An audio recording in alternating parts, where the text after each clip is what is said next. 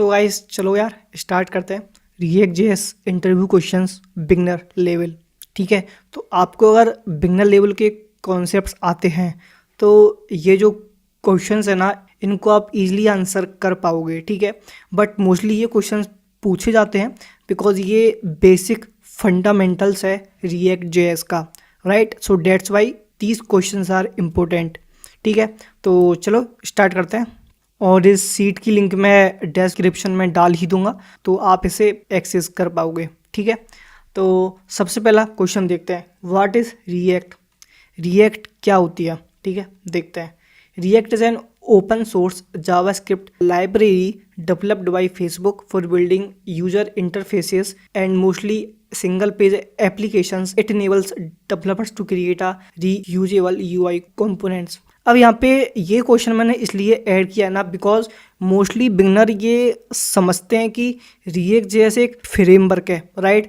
And mostly like अगर आप content अगर देखो आप तो आपको काफ़ी जगह ये देखने को भी मिलता है कि वहाँ पे ये लिखा होता है कि रिएक्ट जैसे एक फ्रेमवर्क है, बट ऐसा नहीं है। React JS is not a framework, react JS is a library, right. तो ये चीज़ अपने दिमाग में बिठा लो। लाइक काफ़ी सारे लोग ऐसे होंगे जिनको ये नहीं पता होगा, राइट। सिंपल सी लाइब्रेरी है जिसका एक सिंपल सा काम है कि यूजर इंटरफेसेस करना के लिए। ठीक है, एंड इसका फ़ायदा मेनली ये था कि इसमें हम कंपोनेंट्स बनाते हैं जिसकी हेल्प से हमें कम कोड करना होता है बिकॉज हम उन कंपोनेंट्स को बार बार यूज़ करते हैं, राइट। चलो नेक्स्ट क्वेश्चन देखते हैं, what are the features of React. React JS के फीचर्स क्या क्या होते हैं, मतलब हम रिएक्ट जेएस ही क्यों यूज़ करते हैं, बेसिकली ये क्वेश्चन है। ठीक है, तो इसका आंसर है कंपोनेंट बेस्ड आर्किटेक्चर। जैसा कि मैंने बताया कि इसमें हम कंपोनेंट्स बिल्ड करते हैं एंड बिकॉज ऑफ डेट ये काफ़ी बड़ा प्लस पॉइंट होता है रिएक्ट जेएस में। ठीक है, सेकेंड इज़ वर्चुअल डॉम। तो हम यहाँ पे वर्चुअल डॉम यूज़ करते हैं बिकॉज ऑफ डेट जो इसके पेज रीलोड होते हैं ना वो काफ़ी ज़्यादा फास्ट होते हैं बिकॉज हम यहाँ पे वर्चुअल डॉम यूज़ कर रहे हैं। तो अगर आपको ये चीज़ नहीं पता है कि लाइक वर्चुअल डॉम और लाइक जो रियल डॉम होता है उसमें क्या डिफरेंस होता है तो मेरे को कमेंट करके बताना, मैं इसके ऊपर एक सेपरेट वीडियो बनाऊँगा। ठीक है, बिकॉज ये भी जानना काफ़ी, बिकॉज ये भी एक इम्पोर्टेंट कॉन्सेप्ट होता है रिएक्ट जेएस में, वर्चुअल डॉम के बारे में जानना। ठीक है, तो मेरे को बताना कमेंट करके। Next is one way data binding, तो ये भी काफ़ी एक अच्छा फीचर होता है। नेक्स्ट है JSX सिंटेक्स। तो यार रिएक्ट जेएस में ना हम JSX सिंटेक्स यूज़ करते हैं, मतलब HTML प्लस जावास्क्रिप्ट। तो अगर आपको HTML जावास्क्रिप्ट पहले से आती है तो आपके लिए रिएक्ट जेएस काफ़ी ज़्यादा इजी हो जाती है बिकॉज HTML में कोड करना आपको आता ही है, JS में भी कोड करना आपको आता है, तो वही आपको मिक्स करके आपको रिएक्ट जेएस में कोड करना होता है। तो आपको न्यू सिंटेक्स सीखने की भी नीड नहीं होती है, वही हमारा सिंटेक्स इसमें यूज़ होता है जैसे कि हम JSX सिंटेक्स बोलते हैं। ठीक है, next is fast rendering. React JS पे जो भी हम वेबसाइट्स बिल्ड करते हैं ना वो काफ़ी ज़्यादा फास्ट रेंडर भी होती हैं बिकॉज एज आई सेड कि हम उसमें कंपोनेंट्स का यूज़ करते हैं एंड बिकॉज ऑफ डेट काफ़ी कम कोड हमको लिखना होता है, right. Next is reusable components. ये मैंने आपको पहले ही बता दिया कि हम उन कंपोनेंट्स को बार बार यूज़ करते हैं। सो ये कुछ फ़ायदे होते हैं रिएक्ट जेएस के अंदर। इसके अलावा और भी बहुत सारे फ़ायदे हैं बट ये कुछ मेन फ़ायदे हैं। अगर आपको और देखने हैं so you can just like go and Google. ठीक है, चलो तो नेक्स्ट क्वेश्चन देखते हैं, व्हाट इज़ JSX। अब JSX क्या होता है समझते हैं, मतलब बेसिकली एक रिएक्ट जेएस में सिंटेक्स होता है, पर ये कैसा होता है सिंटेक्स वो समझते हैं। तो JSX stands for JavaScript XML, JavaScript XML। ठीक है, it allows you to write HTML like code inside JavaScript. Simple है, JS के अंदर HTML कोड करना, बस ख़त्म। Which gets transpiled into react.create element calls. ठीक है, फिर इनके बैकएंड में जो भी चलती है प्रोसेस वो इनकी अपनी खुद की प्रोसेस चलती है। ठीक है, उस समय लाइक उसमें इतना डीप जाने की ज़रूरत नहीं है, बस हमें इससे मतलब है कि हमको क्या सिंटेक्स लिखना है। ठीक है, तो अगर इसका एक मैं आपको एक सैम्पल दिखाऊं, कोड सैम्पल, तो देखो हमको कुछ ऐसे लिखना होता है, const element equals to H1 tag का यूज़ किया और उसके अंदर हमने कुछ कुछ टेक्स्ट डाल दिया। ठीक है, तो यहाँ पे देखो यहाँ पे हमने JS के अंदर HTML यूज़ करी है, राइट। पहले हमने एक वेरिएबल को किया डिफाइन, फिर उसके अंदर हमने H1 टैग का यूज़ किया। तो JS के अंदर HTML कोड लिखना सिंपल, वैसे ही हम लिखते हैं रिएक्ट जेएस के अंदर, ठीक है। तो ये भी आपको क्लियर हुआ होगा। नेक्स्ट देखते हैं, what is the difference between a class component and a functional component. देखो जो क्लास कंपोनेंट थे ना उन्हें हम पहले यूज़ करते थे, बट अभी हम फंक्शनल कंपोनेंट यूज़ करते हैं। एंड ऐसा क्यों है समझते हैं, ठीक है। तो देखो हम ना इनके फीचर्स देखते हैं क्या क्या होते हैं। तो अगर हम सिंटेक्स देखें तो जो अपना क्लास कंपोनेंट है ना उसके अंदर हम ES6 क्लास यूज़ करते हैं। मतलब JS के अंदर आप जब क्लास वगैरह करते हो ना क्रिएट, वही सेम वे में हम यहाँ पे ES6 क्लास यूज़ करते हैं, ठीक है। बट इन फंक्शनल कंपोनेंट हम प्लेन जावास्क्रिप्ट फंक्शन बनाते हैं सिंपल। जैसे मैंने सिंपल बनाया फंक्शन सम, ठीक है। तो एक फंक्शन बन गया, फंक्शनल कंपोनेंट हमने कर लिया बेसिकली क्रिएट, ठीक है। बट इन क्लास कंपोनेंट हमको प्रॉपर ES6 क्लास वाला जो सिंटेक्स है ना उसे फॉलो करना पड़ता है, जो कि काफ़ी ज़्यादा बड़ा होता है, काफ़ी ज़्यादा लेंथी होता है, ठीक है। सो डेट्स वाई हम मोस्टली फंक्शनल कंपोनेंट ही यूज़ करते हैं, ठीक है। नेक्स्ट देखते हैं लाइफ साइकिल मेथड्स। क्या इसमें लाइफ साइकिल मेथड्स होते हैं? तो हाँ, क्लास कंपोनेंट में तो होते हैं, और फंक्शनल कंपोनेंट में ना वैसे नहीं होते हैं, लेकिन हमें हुक्स का यूज़ करके हम इसमें लाइफ साइकिल मेथड्स का यूज़ करते हैं, ठीक है। अब ये हुक्स वगैरह क्या होते हैं वो हम अभी इसमें आगे आएगा तो जब समझते हैं। नेक्स्ट देखते हैं स्टेट। तो जी हाँ, क्लास कंपोनेंट में स्टेट करना क्रिएट है पॉसिबल, ठीक है। फंक्शनल में भी है, बट यहाँ पे हम यूज स्टेट का यूज़ करते हैं, ठीक है। नेक्स्ट है performance, very very important, slightly slower, ठीक है। तो क्लास कंपोनेंट होते हैं स्लो, लेकिन फंक्शनल कंपोनेंट होते हैं फास्टर।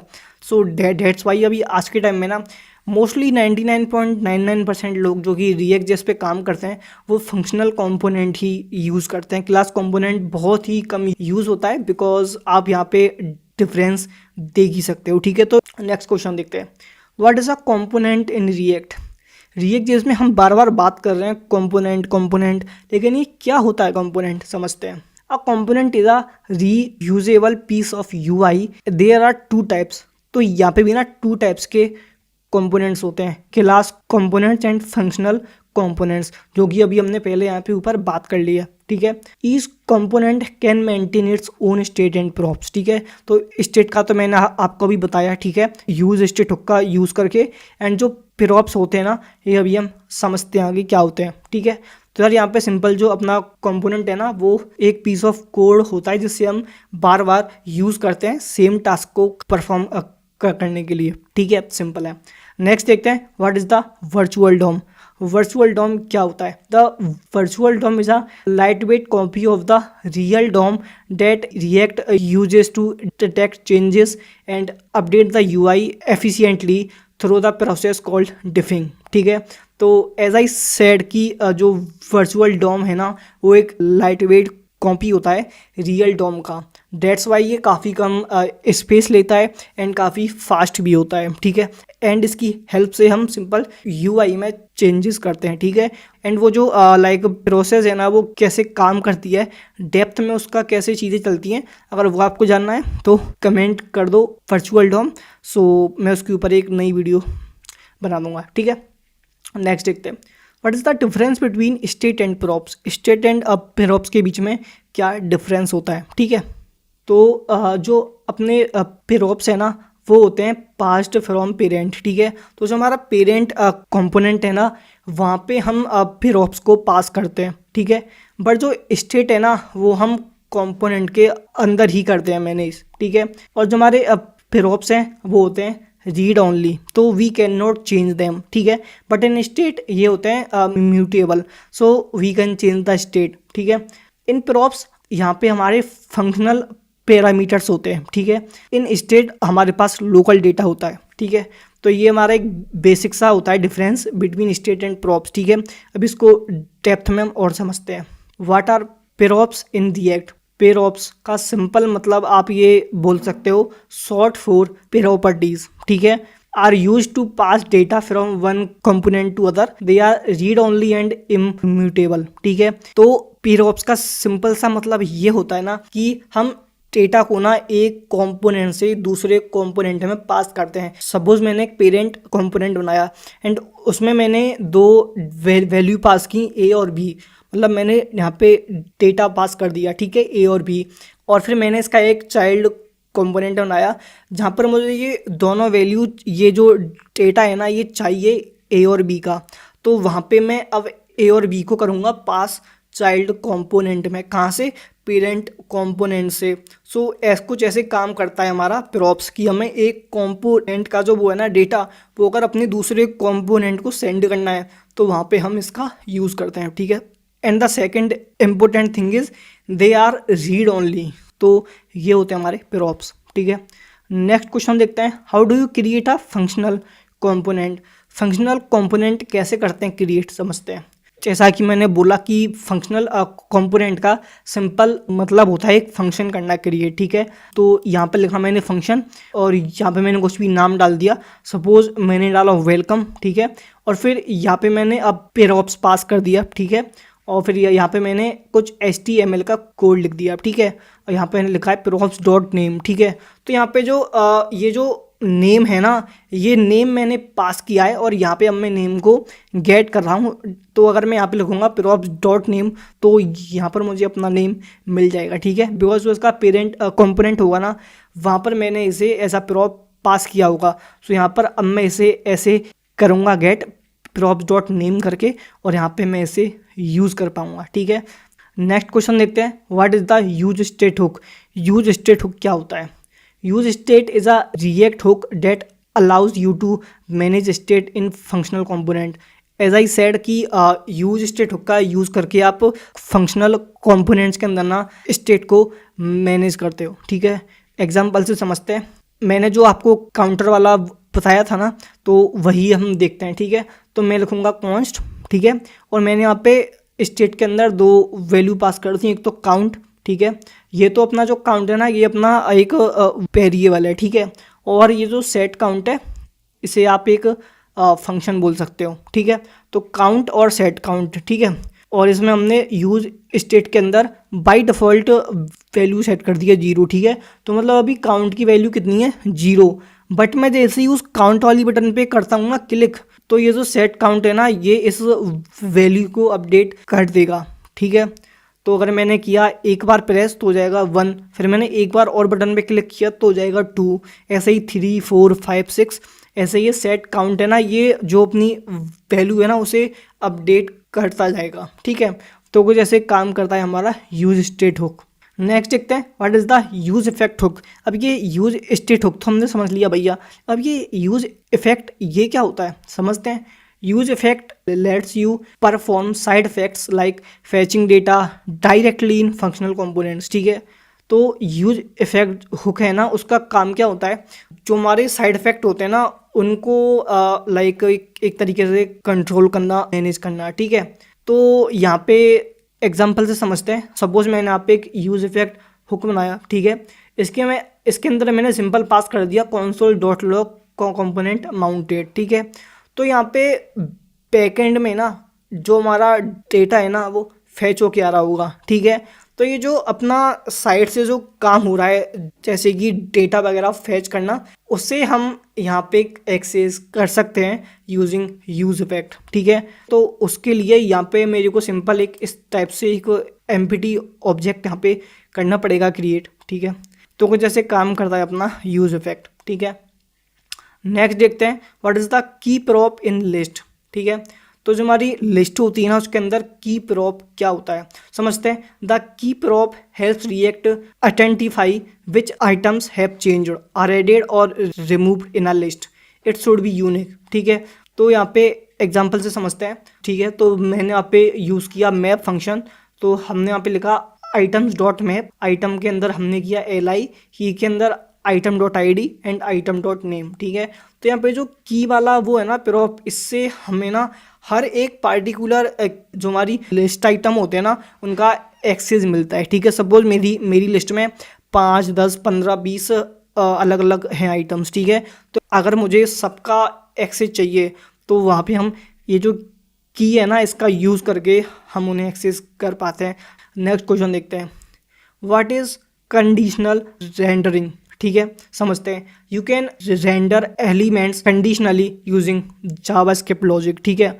तो सपोज आपको कंप्लीट अपना जो कंपोनेंट है ना वो आपको नहीं करना है रेंडर, ठीक है। आपको लाइक ऐसे करना है कि अगर हमारा लॉगिन है तो हमारा डैशबोर्ड खुल जाए, अगर हमारा लॉगिन नहीं है तो हमारा लॉगिन वाला फॉर्म खुल जाए, ठीक है। तो उसके लिए हमें कैसे करना होगा, हमें यहाँ पे कुछ ऐसे पास करना पड़ेगा इज लॉग्ड इन, ठीक है। तो अगर ये ट्रू होता है तो आप हमें डैशबोर्ड वाला कंपोनेंट यहाँ पे शो करना यूआई पे, ठीक है। बट अगर ऐसा ना हो तो फिर आप हमें लॉगिन वाला कंपोनेंट शो करना, ठीक है। तो आपको अगर कभी भी रिएक्ट जेएस के अंदर कुछ इस टाइप से अपने कंपोनेंट्स को शो करना हो ना तो वहाँ पे हम इसका यूज़ करते हैं, ठीक है। सिंपल है। नेक्स्ट देखते हैं, how do you handle events in React. Events वगैरह जो भी होते हैं, जो कि आपने जेएस में भी देखे होंगे, इवेंट्स वगैरह जो होते हैं जैसे कि बटन वगैरह पे क्लिक करना, वो सारे इवेंट्स उनको हम रिएक्ट जेएस में कैसे करते हैं हैंडल, वो समझते हैं। तो सिंपल, जैसे कि हम फंक्शन करते हैं क्रिएट, तो मैंने यहाँ पे एक फंक्शन कर लिया क्रिएट, ठीक है। और फिर मैंने यहाँ पे एक अलर्ट बटन ऐड कर दिया, ठीक है।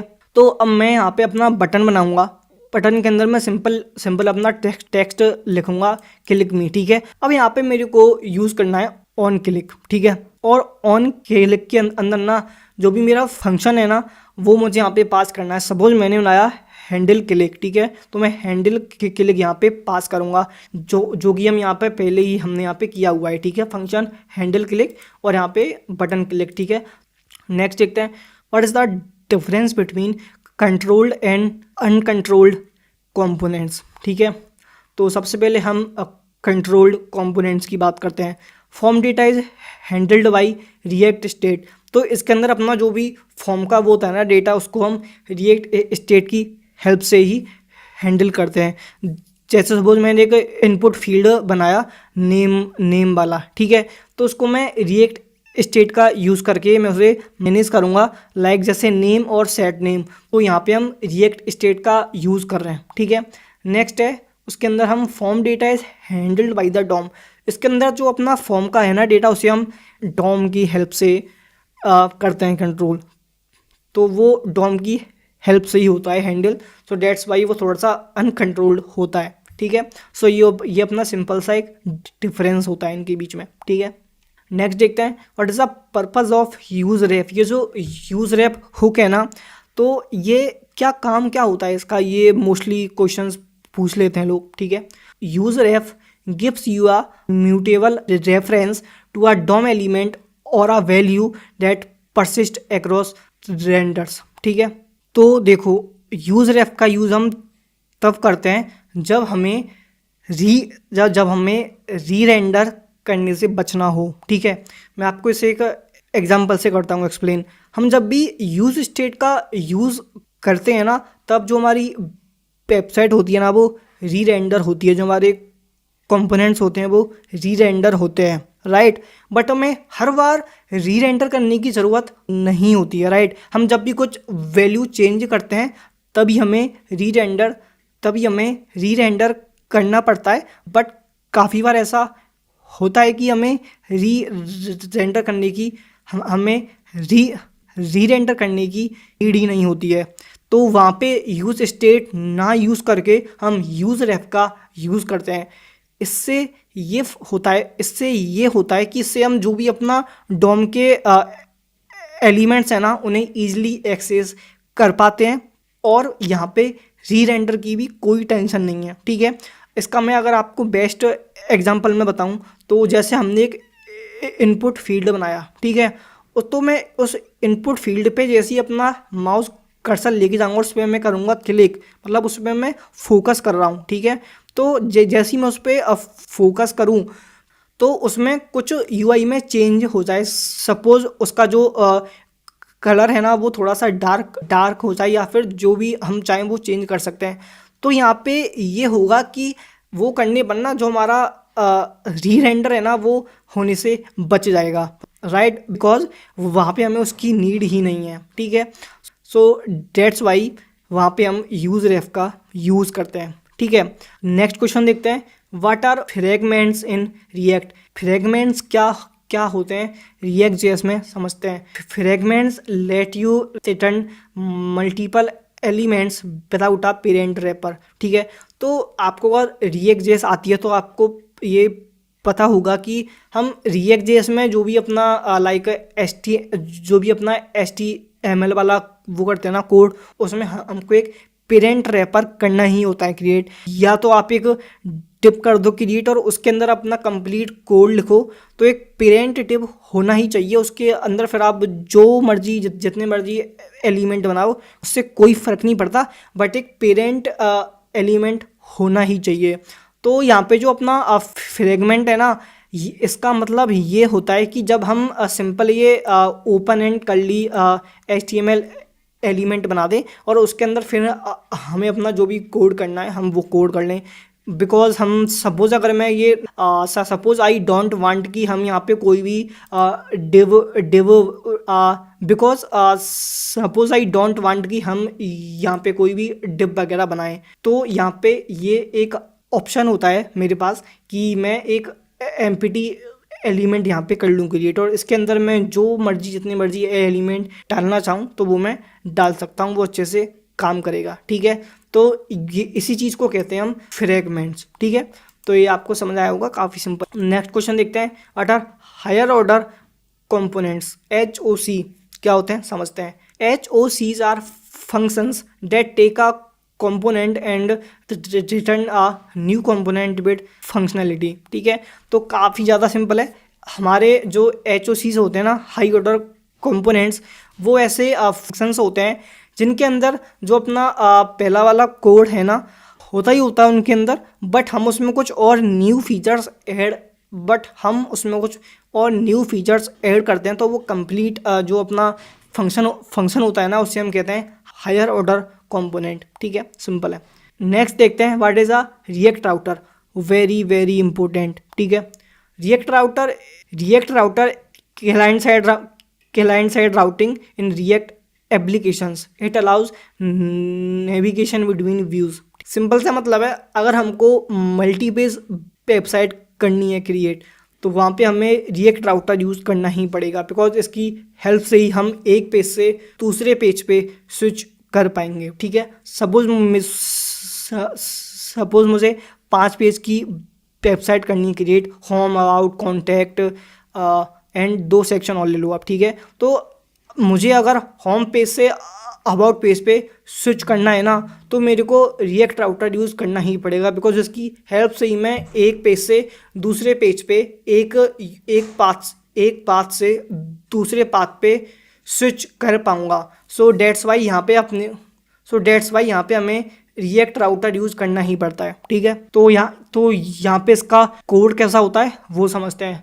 तो यहाँ पे अपने को सबसे पहले देखो, सबसे पहले नाम है राउटर एंड राउट को करना पड़ता है इंपोर्ट, पहले हमें उसे करना पड़ता है इंस्टॉल। ठीक है, तो इसे हमें करना होता है पहले इंस्टॉल। ठीक है, तो जो भी ये ना अपने npm पैकेज होते हैं, तो इन्हें हमें पहले करना पड़ता है इंस्टॉल। ठीक है, इंस्टॉल करने के बाद हमें इन्हें करना पड़ता है इंपोर्ट करने के बाद फिर हम यहाँ पे ये कोड करते हैं राउट के अंदर हम लिखते हैं पाथ के अंदर हमें जो भी अपना पेज है ना उसका पाथ डालना होता है, जैसे कि स्लैश इस। ठीक है, तो इसी टाइप से हमको यहाँ पे पाथ डालना होता है। फिर हमको यहाँ पे अपना कंपोनेंट भी डालना होता है कि इस पाथ पे कौन सा वाला कंपोनेंट आप ओपन करना चाहते हो। ठीक है, तो जो अपना ये होम वाला पाथ है ना, इस पाथ पर मैं अपना होम वाला कंपोनेंट ओपन करना चाहता हूँ, तो डेट्स वाई यहाँ पे मैंने लिखा है कंपोनेंट के अंदर होम।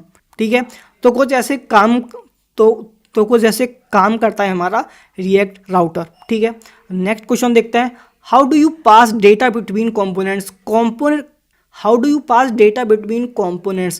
कंपोनेंट्स के बीच में हमको अगर डेटा पास करना हो तो वो कैसे करते हैं। Use props to pass data from parent to child. ठीक है, तो आपको अगर पेरेंट कंपोनेंट से चाइल्ड कंपोनेंट के अंदर डेटा पास करना है तो वहाँ पर हम यूज़ करते हैं प्रॉप्स का। ठीक है, कॉलबैक्स और context to pass data from child to parent और एक्रॉस कंपोनेंट्स। ठीक है, बट आपको अगर चाइल्ड कंपोनेंट से पेरेंट कंपोनेंट में डेटा पास करना है तो वहाँ पे you can not use props. ठीक है, तो वहाँ पे आपको कॉलबैक्स का यूज़ करना पड़ता है, जो कि काफ़ी ज़्यादा लेंथी प्रोसेस होती है, या फिर आपको कॉन्टेक्स्ट एपीआई का यूज़ करना पड़ता है, जो कि वन ऑफ द मेथड होता है, ठीक है। बट इसका थोड़ा अलग से मतलब ये अलग एक कॉन्सेप्ट होता है, तो ये आपको सीखना पड़ता है कि हम कॉन्टेक्स्ट एपीआई कैसे यूज़ करते हैं। एंड इसकी हेल्प से ना बहुत ज़्यादा इजी हो जाती हैं चीज़ें। बट आप अगर कॉल बैक्स का यूज़ करते हो तो भाई दिमाग का दही, तो भाई हालत हो जाती है टाइट, सच बता रहा हूँ, ठीक है। तो इसलिए context is very very important. ये आपको कैसे यूज़ करते हैं ये अच्छे से पता होना ही चाहिए। नेक्स्ट क्वेश्चन देखते हैं, लिफ्टिंग स्टेट। ये लिफ्टिंग स्टेट अप क्या होता है रिएक्ट जेएस में? ये जो आप टर्म देख रहे हो ना, लिफ्टिंग स्टेट अप, ये क्या होता है ये समझते हैं, बिकॉज ये क्वेश्चंस काफ़ी बार पूछ लिया जाता है। बिकॉज ये मोस्टली जो स्टूडेंट्स होते हैं उन्हें नहीं पता होता क्या होता है, एंड ये इम्पोर्टेंट भी है, ठीक है। तो समझते हैं, multiple components need access to the same state, it moved up to their closest common ancestor. समझे? तो लिफ्टिंग स्टेट अप क्या होता है एग्जाम्पल से समझते हैं, ठीक है। तो एज यू नो कि जो रिएक्ट जेएस है उसके अंदर जो डेटा फ्लो है ना, वो पेरेंट टू चाइल्ड होता है, ठीक है। एंड पेरेंट टू चाइल्ड आपको अगर जो डेटा उसका करना है, एक्सेस उसे पास करना है, तो वहाँ पे हम प्रोप्स का तो यूज़ करते हैं, तो वहाँ पे हमें कोई दिक्कत नहीं आती है, ठीक है। बट सपोज कुछ चाइल्ड कंपोनेंट्स हैं एंड उन्हें किसी चाइल्ड कंपोनेंट का डेटा एक्सेस करना, सो उसकी स्टेट है उसे करना है एक्सेस, तो वो करना नहीं है पॉसिबल, ठीक है। तो वहाँ पे हम ये लिफ्टिंग स्टेट अप का यूज़ करते हैं। इससे क्या होता है ना कि जो भी हमारी कॉमन स्टेट होती है ना, उसे हम एक कॉमन कंपोनेंट के अंदर मूव कर लेते हैं, ठीक है। सपोज मैंने एक चाइल्ड कंपोनेंट बनाया, उसके अंदर मैंने कुछ स्टेट कर ली डिफाइन, ठीक है। फिर इसके बाद मैंने कुछ चाइल्ड कंपोनेंट और बनाए और उसके अंदर भी मैंने मतलब मेरे को सेम स्टेट वो एक्सेस करनी है, ठीक है। तो अभी इस टाइम जो हमारी वो सिर्फ एक ही चाइल्ड कंपोनेंट के अंदर है, ठीक है। बट मैं अगर उसे वहाँ से हटाऊँ और मैं उसे एक कॉमन जो अपना कंपोनेंट है ना, जैसे हर कोई कर पाए एक्सेस, उसके अंदर मैं उसे मूव कर दूँ मूव, तो फिर उसे हर एक चाइल्ड कंपोनेंट एक्सेस कर पाएगा, राइट। तो फिर हमें एक ही स्टेट का कोड करना होगा और उसे हर कोई चाइल्ड कंपोनेंट यूज़ कर पाएगा। जैसे सपोज जो हमारा फंक्शन ऐप है ना, वो हम मोस्टली हमारा कॉमन कंपोनेंट होता है, जिसके अंदर हम जो भी कोड करते हैं ना, उसे हर एक चाइल्ड कंपोनेंट एक्सेस कर पाता है, ठीक है। तो ये जो सेम स्टेट वाला कोड होगा ना, हाँ, हम उसे चाइल्ड कंपोनेंट से हटाएंगे और वहाँ से उसे हटा के हम उसे वो कॉमन फंक्शन ऐप है ना उसके अंदर डाल देंगे, तो अब उसे ना हर कोई कंपोनेंट एक्सेस कर पाएगा। तो इसे हम कहते हैं लिफ्टिंग स्टेट अप, ठीक है। काफ़ी सिंपल है। नेक्स्ट क्वेश्चन देखते हैं, what is the purpose of keys in list? Keys का पर्पस क्या होता है in list? Keys help React identify elements for efficient re-rendering, avoid using array indices if the list can change, ठीक है। तो as I said अभी थोड़ी देर पहले कि जो हमारा कीज़ है ना, उसकी हेल्प से हम पार्टिकुलर उससे हम स्पेसिफिक हर एक एलिमेंट को ना easily access re and because of that हमें री रेंडर करना काफ़ी ज़्यादा हो जाता है, तो डेट्स वाई हम कीज़ का यूज़ करते हैं list, right. And also map के अंदर भी हम इसका यूज़ करते हैं। नेक्स्ट क्वेश्चन है, how do you handle forms in React? JS के अंदर फॉर्म्स को कैसे करते हैं हैंडल, वो तो आपको पता है, बट रिएक्ट जेएस के अंदर फॉर्म्स को कैसे करना होता है हैंडल, वो समझते हैं। Use state to manage input fields. तो आपको अगर इनपुट फील्ड्स को करना हो ना मैनेज, तो उसके लिए आप स्टेट्स करो क्रिएट, ठीक है। तो एक एग्जाम्पल से समझते हैं, इनपुट टाइप बनाया सिर्फ नेम के लिए, ठीक है। उसके अंदर मैंने वैल्यू के अंदर पास कर दिया नेम, ठीक है। और फिर मैंने यहाँ पे इवेंट भी पास कर दिया ऑन चेंज, इसके अंदर मैंने ई पास किया, मतलब जो हमारा है इवेंट वो पास किया। और फिर यहाँ पे मैंने एक स्टेट के अंदर इसकी जो वैल्यू है उसको पास कर दिया। तो उसके लिए मेरे को यहाँ पे स्टेट पहले ऊपर करनी पड़ेगी क्रिएट कॉन्स्ट नेम और सेट नेम, ठीक है। तो हम हमेशा ऐसे ही लिखते हैं, पहले जो अपना वेरिएबल है उसका नाम नेम, फिर सेट नेम, ठीक है।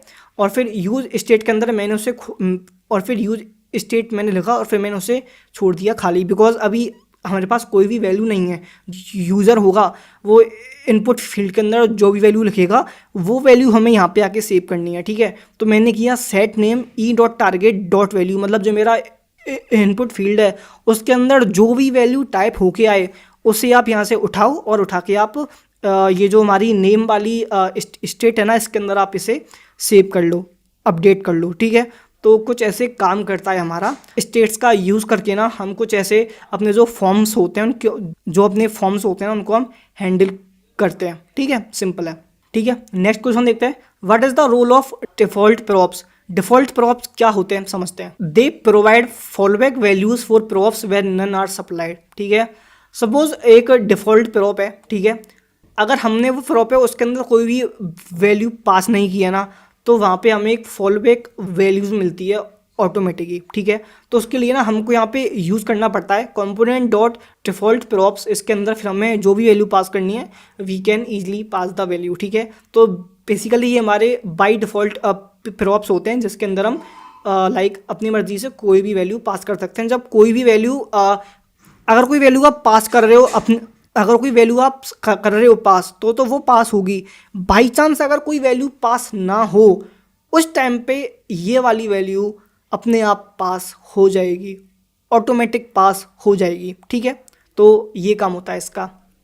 नेक्स्ट क्वेश्चन देखते हैं, what is prop drilling, very very important, ठीक है।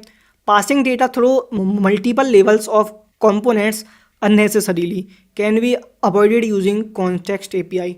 जैसा कि मैंने आपको बताया कि जो हमारा डेटा फ्लो है वो पेरेंट टू चाइल्ड होता है, ठीक है। तो सपोज मैंने बहुत सारे कंपोनेंट्स कर लिए क्रिएट, ठीक है, component A, component B, C, D, E, F, तो मैंने कम से कम 8-10 कंपोनेंट कर लिए क्रिएट। और जो मेरा पेरेंट कंपोनेंट है ना वो अपना सबसे टॉप पे, उसके अंदर एक और, फिर उसके अंदर एक और, फिर उसके अंदर एक और, तो एक के अंदर एक मैंने 10 कंपोनेंट कर लिए क्रिएट, ठीक है। अब जो हमारा लास्ट वाला कंपोनेंट है ना, मतलब 10th वाला कंपोनेंट, उसका पेरेंट कौन होगा आप मुझे बताओ। उसका पेरेंट होगा 9th वाला कंपोनेंट, ठीक है। बट जो 9th वाला कंपोनेंट है ना उसका पेरेंट होगा 8th वाला कंपोनेंट। सेम विद 8th वाला कंपोनेंट, उसका पेरेंट होगा 7th वाला कंपोनेंट। इसी टाइप से जो हमारा नंबर 1 वाला कंपोनेंट है ना वो होगा सिर्फ नंबर 2 का पेरेंट, नंबर 2 होगा नंबर 3 वाले का पेरेंट। तो सपोज मेरे को जो अपना लास्ट वाला वो है ना कंपोनेंट 10th वाला, उसके अंदर कोई वैल्यू पास करनी है, कोई भी डेटा वगैरह पास करना है, ठीक है। डेटा है ना वो मैंने जो अपना पहले वाला कंपोनेंट है उसके अंदर मैंने वो डेटा लिखा हुआ है, ठीक है। तो अगर जो पहले वाला कंपोनेंट है उससे, तो जो पहले वाला कंपोनेंट है ना उसका डेटा मुझे अगर सीधे 10th वाले कंपोनेंट में पास करना है तो I can not pass it directly. मुझे पहले कंपोनेंट 2 में पास करना पड़ेगा, फिर 3, फिर 4, फिर 5, फिर 6, 7, 8, 9। जब 9th वाले कंपोनेंट में वो डेटा पास होगा ना तब मुझे वो 9th वाले से 10th वाले में पास करना पड़ेगा। बिकॉज एज आई सेड कि जो 10th वाला कंपोनेंट है ना उसका पेरेंट सिर्फ 9th वाला कंपोनेंट है। तो 9th वाले कंपोनेंट तो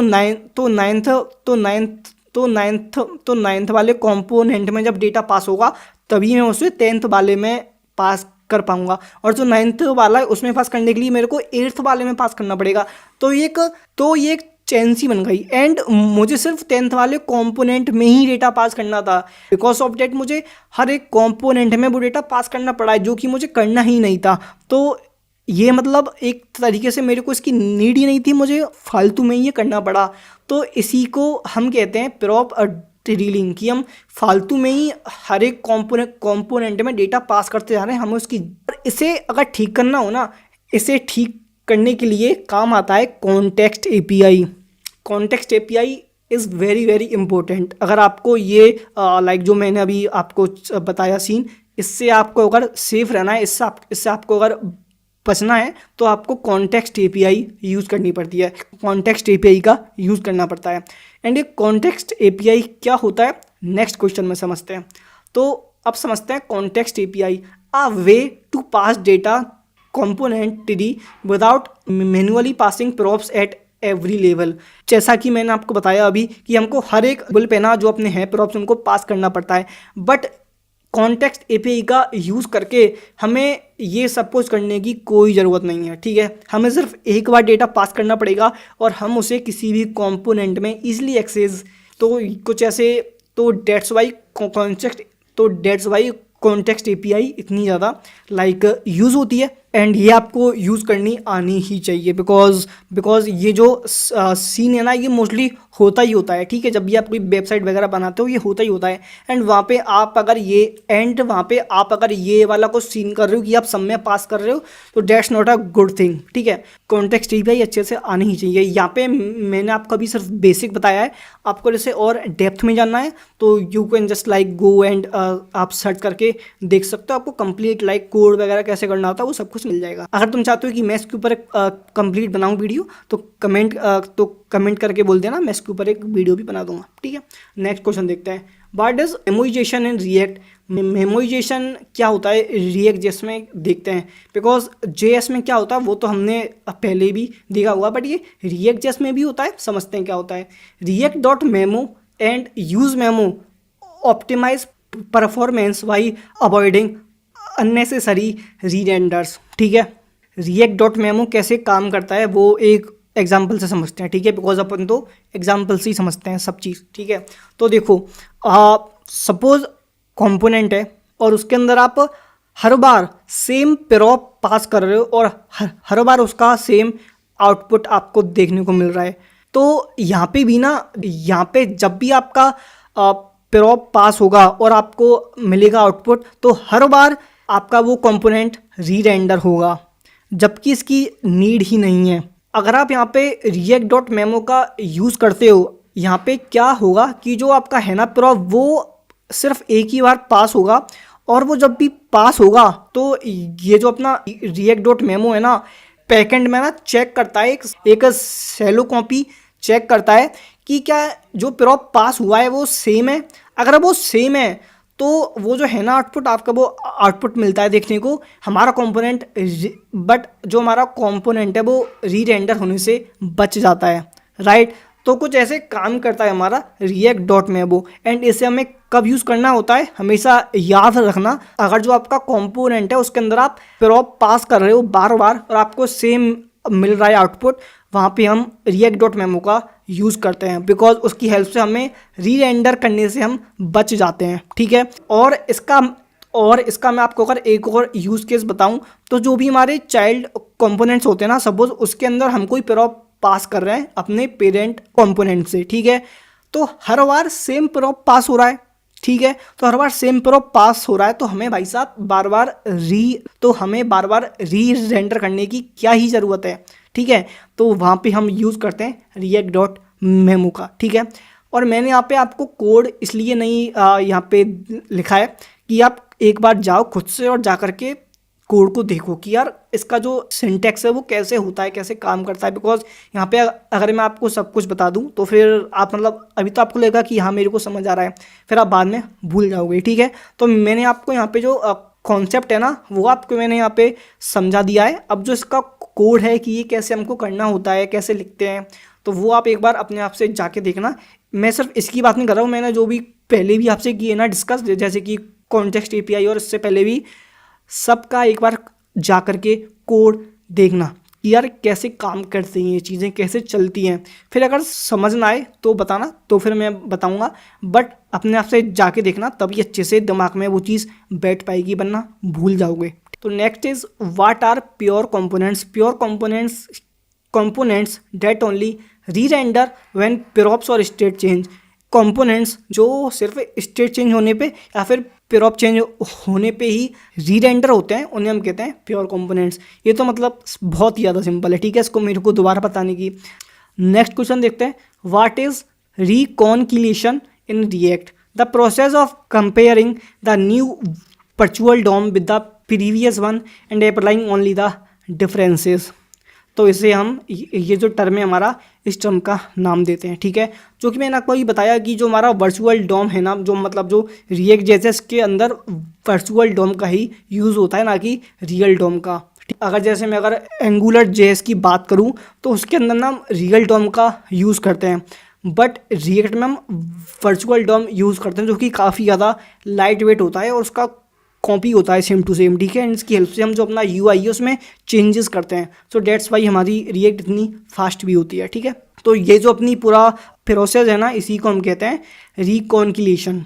नेक्स्ट क्वेश्चन देखते हैं, what is the role of the render method in class components render returns the JSX to be rendered on the UI। तो ये जो अपना है ना फंक्शन मेथड, इसका यूज़ करके ना हमको JSX के फॉर्म में हमको कोड मिलता है जो कि हमें UI पे रेंडर करना होता है, उस पर शो करना होता है, ठीक है। तो ये तो सिंपल सा मतलब है इसका, ठीक है। नेक्स्ट क्वेश्चन देखते हैं, how does React update the DOM. React JS में जो हमारा डॉम है हम उसे कैसे अपडेट करते हैं, via a diffing algorithm using the virtual DOM applying minimal updates to the real DOM, ठीक है। तो हमको जो भी चेंजेस करने होते हैं ना हम वर्चुअल डॉम में करते हैं।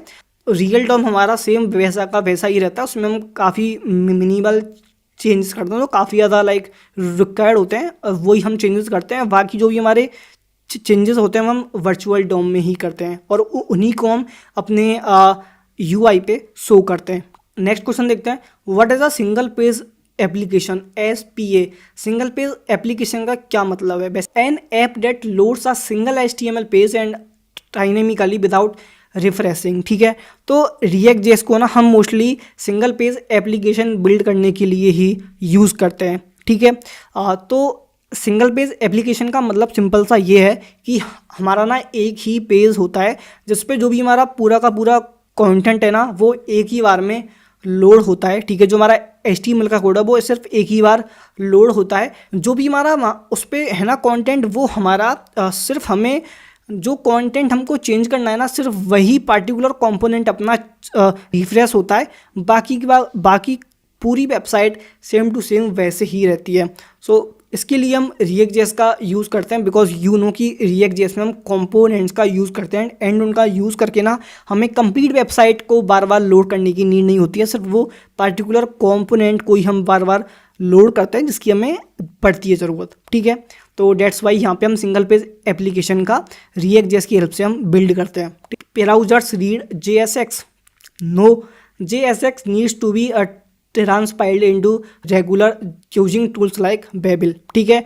तो जो अपना JSX का कोड है ना जो कि हम रिएक्ट JS के अंदर लिखते हैं, वो हमारे ब्राउज़र भैया को पल्ले नहीं पड़ता है, उनको कुछ भी नहीं आता है समझ में। तो डेट्स वाई बैकएंड में ना वो जो अपना JSX का कोड है ना जावा स्क्रिप्ट में चेंज होता है, तब जो हमारा ब्राउज़र भैया है वो उस कोड को समझ पाता है एंड उसके बेसिस पे ही हमें अपना UI पे कोड रिफ्लेक्ट होता है, ठीक है। और इसके लिए हम लाइक डिफरेंट टूल्स यूज़ करते हैं, जैसे कि एक मोस्ट फेमस जो टूल है उसका मैंने यहाँ पे नाम लिखा है बेबल, तो इनका हम यूज़ करते हैं, ठीक है। नेक्स्ट क्वेश्चन देखते हैं, what is a synthetic event in React. ये सिंथेटिक इवेंट क्या होता है रिएक्ट में समझते हैं कि cross browser wrapper around the native event with the same face for all browsers. तो सिंथेटिक इवेंट क्या होता है एग्जांपल से समझते हैं। सपोज मैंने कोई इवेंट बनाया, ठीक है। अब मे बी चांसेस हैं कि वो जो इवेंट है ना वो किसी ब्राउज़र पे तो काम करे और किसी पे ना करे, ठीक है। ऐसा काफ़ी बार होता है, like it's very very common, ठीक है। तो अगर हम चाहते हैं इवेंट हमने क्रिएट किया है वो सभी ब्राउज़र पे ना अच्छे से काम करे, चाहे फिर वो उसे सपोर्ट करते हो या ना करते हो, उससे कोई फ़र्क नहीं पड़ता, ठीक है। तो वहाँ पे हम यूज़ करते हैं सिंथेटिक इवेंट का, ठीक है। और एंड इसे यूज़ कैसे करना होता है, बहुत सिंपल है। बाय डिफ़ॉल्ट हम क्या लिखते हैं, डॉट इवेंट, ठीक है। हमको सपोज कोई इवेंट वगैरह करना हो क्रिएट, तो हम लिखते हैं डॉट इवेंट, ठीक है। अब आपको सिंपल इतना चेंज करना है कि जो आप लिख रहे हो वो तो आपको लिखना ही है, कोड जो आप लिख रहे हो, ठीक है। आपको बस एक और लाइन ऐड करनी है, डॉट नेटिव इवेंट, बस डेट्स इट, ठीक है। तो डॉट नेटिव इवेंट से ना क्या होगा कि जो भी आपका वो इवेंट है ना वो आप सभी ब्राउज़र्स पे ना मस्त अच्छे से काम करेगा, कोई भी सपोर्ट वगैरह की कोई दिक्कत नहीं आएगी। सो डेट्स वाई ये कभी कभी लाइक काफ़ी ज़्यादा काम भी आती हैं, कभी कभी ये चीज़ें काफ़ी ज़्यादा काम भी आती हैं, तो ये आपको पता होनी चाहिए। तो नेक्स्ट क्वेश्चन देखते हैं, how to use inline styles in React. तो रिएक्ट JS में इनलाइन स्टाइल्स अगर हमको करनी है, इनलाइन CSS करनी है, तो वो कैसे करते हैं समझते हैं। तो यहाँ पे जो अपना सिंटेक्स है ना वही समझते हैं सीधे। तो मैंने यहाँ पे लिखा सिंपल कॉन्स्ट स्टाइल्स सिंपल। तो अब इसके अंदर मेरे को कर्ली ब्रेसेस बनाने हैं और इसके अंदर मैं जो इनलाइन CSS वाला कोड लिखता हूँ ना वही सेम कोड मेरे को यहाँ पे लिखना है, ठीक है। जैसे कि कलर यहाँ पे सेट कर दिया, फॉन्ट साइज सेट कर दिया। तो जो इनलाइन CSS आप HTML में लिखते हो या फिर JS में लिखते हो वही सेम आपको रिएक्ट JS के अंदर लिखनी है। इसके बाद आपको अपना जो भी HTML कोड है ना वो आपको यहाँ पे लिखना है, ठीक है। और स्टाइल के अंदर आपको यहाँ पे स्टाइल्स पास करना है, ठीक है। तो यहाँ पे अपना जो पैराग्राफ है ना इसके अंदर आप जो भी हमने यहाँ पे CSS लिखी है ना वो पास हो जाएगी, ठीक है। तो कुछ ऐसे लिखते हैं हम इनलाइन स्टाइल्स। तो नेक्स्ट क्वेश्चन देखते हैं, what is the difference between use effect and component did amount. क्या डिफरेंस होता है? बहुत सिंपल है। यूज इफेक्ट जो काम करता है फंक्शनल कंपोनेंट्स के अंदर वही सेम काम हमारा कंपोनेंट डिड अमाउंट करता है क्लास कंपोनेंट्स के अंदर। तो जब हमारे फंक्शनल कंपोनेंट नहीं आए थे ना तब हम क्लास कंपोनेंट में ना कंपोनेंट डिड अमाउंट का यूज़ करते थे इफेक्ट वाला काम करने के लिए। बट जब से हमारे फंक्शनल कंपोनेंट आए हैं तो यहाँ पे हम वही सेम चीज़ अप्लाई करने के लिए यूज़ इफेक्ट हुक का यूज़ करते हैं फंक्शनल कंपोनेंट के अंदर, ठीक है। तो सेम ही चीज़ें दोनों, ठीक है। नेक्स्ट क्वेश्चन देखते हैं, what is a clean up in use effect. Use effect के अंदर क्लीन अप का क्या कॉन्सेप्ट होता है समझते हैं। Use to clear listeners and और सब्सक्रिप्शंस, ठीक है। कोड से समझते हैं। मैंने यहाँ पे लिखा यूज इफेक्ट, ठीक है। इसके अंदर मैंने सिंपल एक बनाया कॉन्स्ट ID सेट इंटरवल और इसके अंदर मैंने एक पर्टिकुलर इंटरवल को सेट कर दिया, ठीक है। फिर मैंने क्लियर इंटरवल और यहाँ पे मैंने इसकी ID को पास कर दिया, ठीक है। तो यहाँ पे यूज इफेक्ट का यूज़ करके ना हम इजीली ये जो हमारा टाइमर है ना इसे हम इजीली क्लियर कर पाएंगे, इजीली हम इसे कंप्लीट कर पाएंगे, ठीक है। तो ये सिंपल सा मतलब होता है इस क्लीन अप इसका, ठीक है। नेक्स्ट क्वेश्चन देखते हैं, how do you fetch data in React. React जिसके अंदर डेटा कैसे फैच करना होता है, that is also very important. तो यूज़ फैच और एक्सयूएस इनसाइड यूज इफेक्ट। तो JS के अंदर आपको अगर पता है कि जो हमारा डेटा उसे कैसे फैच करते हैं तो वही सेम मेथड हम रिएक्ट में भी यूज़ करते हैं, ठीक है। बस फ़र्क इतना है कि रिएक्ट जिसके अंदर ना हमें जो फैच और एक्सयूज का यूज़ करना है ना वो हमें यूज़ इफेक्ट हुक के अंदर ही अपना कंप्लीट कोड लिखना होता है, ठीक है। तो जो अपना डेटा फैच करने वाला कोड है ना वो हमें सिंपल यूज इफेक्ट हुक के अंदर लिखना होता है एंड जो कोड है वो अपना सेम ही होता है जो कि हम JS में जिस वे में हम जो हमारा डेटा उसे फैच करते हैं, ठीक है। जैसे मैं आपको एग्जांपल से समझाऊं तो यहाँ पे मैंने लिखा है यूज इफेक्ट और उसके अंदर मैंने सिंपल पास किया फैच के अंदर हमको जहाँ से भी अपना डेटा फैच करना है वो URL मैंने यहाँ पे लिखा जैसे कि API/data, ठीक है। फिर मैंने किया डॉट देन के अंदर हमने एक रेस्पॉन्स सेट कर दिया इन JSON फॉर्मेट, ठीक है। फिर हमने किया डॉट डेटा फिर हमने किया डॉट देन और इसके अंदर हमने जो हमारा डेटा उसके अंदर हमने अपना जो भी डेटा फैच होकर आया है वो हमने सेव कर लिया यहाँ पे स्टेट का यूज़ करके, ठीक है। तो कुछ ऐसे काम करता है हमारा data फैचिंग in React JS, simple है। चलो नेक्स्ट क्वेश्चन देखते हैं, व्हाट आर कस्टम हुक्स। भैया ये कस्टम हुक्स क्या होते हैं समझते हैं। Reusable functions that use hooks and reusable functions that use. तो सपोज मैंने यहाँ पे एक फंक्शन बनाया फंक्शन यूज काउंटर, ठीक है। इसके अंदर मैंने एक स्टेट पास कर दिया काउंट और सेट काउंट यूज स्टेट 0, ठीक है। फिर मैंने इसके अंदर रिटर्न कर दिया काउंट इंक्रीमेंट और सेट काउंट +1, ठीक है। तो ये यूज़ काउंटर अब एक ऐसा वो है फंक्शन, इसे मैं कहीं पे भी पास कर दूं वहाँ पे ये +1 वाला जो कोड है ना ये इम्प्लीमेंट हो जाएगा। सपोज मैंने एक बटन बनाई और उसके अंदर मैंने यूज़ काउंटर पास कर दिया। बटन पे ना मैं जब भी करूँगा क्लिक तो वहाँ पे +1 होता जाएगा। मतलब मैंने एक बटन बनाई जिस पे मैंने नंबर्स की वैल्यू दी हुई है, ठीक है। तो वहाँ पे +1 ऑटोमेटिक होता चला जाएगा, ठीक है। तो इसे हम एक कस्टम हुक बोल सकते हैं कि ऐसा फंक्शन जिसके अंदर मैंने कुछ एक पार्टिकुलर टास्क किया कंप्लीट और वो जो फंक्शन है ना उसे मैं अपने कंप्लीट रिएक्ट JS के कोड में कहीं पे भी I can use it like a hook, ठीक है।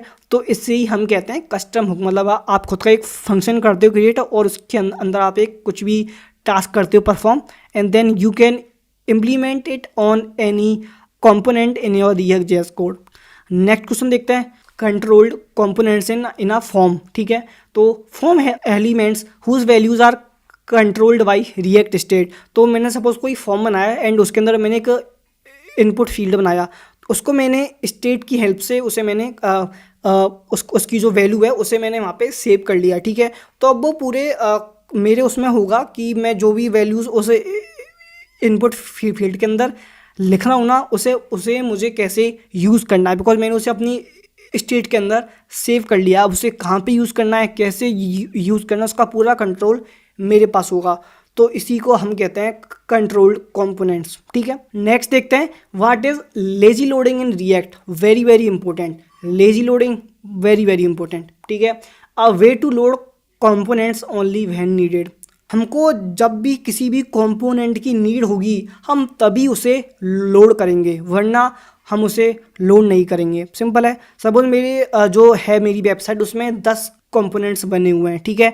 तो वो कंपोनेंट तभी लोड होगा जब मैं जब मैं अपने यूआई के ऊपर उस कंपोनेंट पर आऊँगा। तो इसी को हम कहते हैं लेजी लोडिंग, ठीक है। और मैं आपको इसका कोड बताऊं तो कुछ ऐसे हम लिखते हैं कॉन्स्ट, और यहाँ पे अपने को जो भी ये नाम लिखना है वो हमने लिख दिया रिएक्ट डॉट लेजी, और इसके अंदर हमको जो भी कंपोनेंट करना है ना इंपोर्ट, वो कंपोनेंट हमने इसके अंदर इंपोर्ट कर लिया। तो कुछ ऐसे यूज़ होता है lazy loading in React JS. Next question देखते हैं what is suspense in React. Suspense का क्या है कॉन्सेप्ट रिएक्ट जेएस के अंदर। Works with React dot lazy display fallback content while the component is loading, ठीक है। तो सपोज कोई कंपोनेंट है जिसके अंदर मैंने लेजी लोडिंग को ऐड किया है, ठीक है।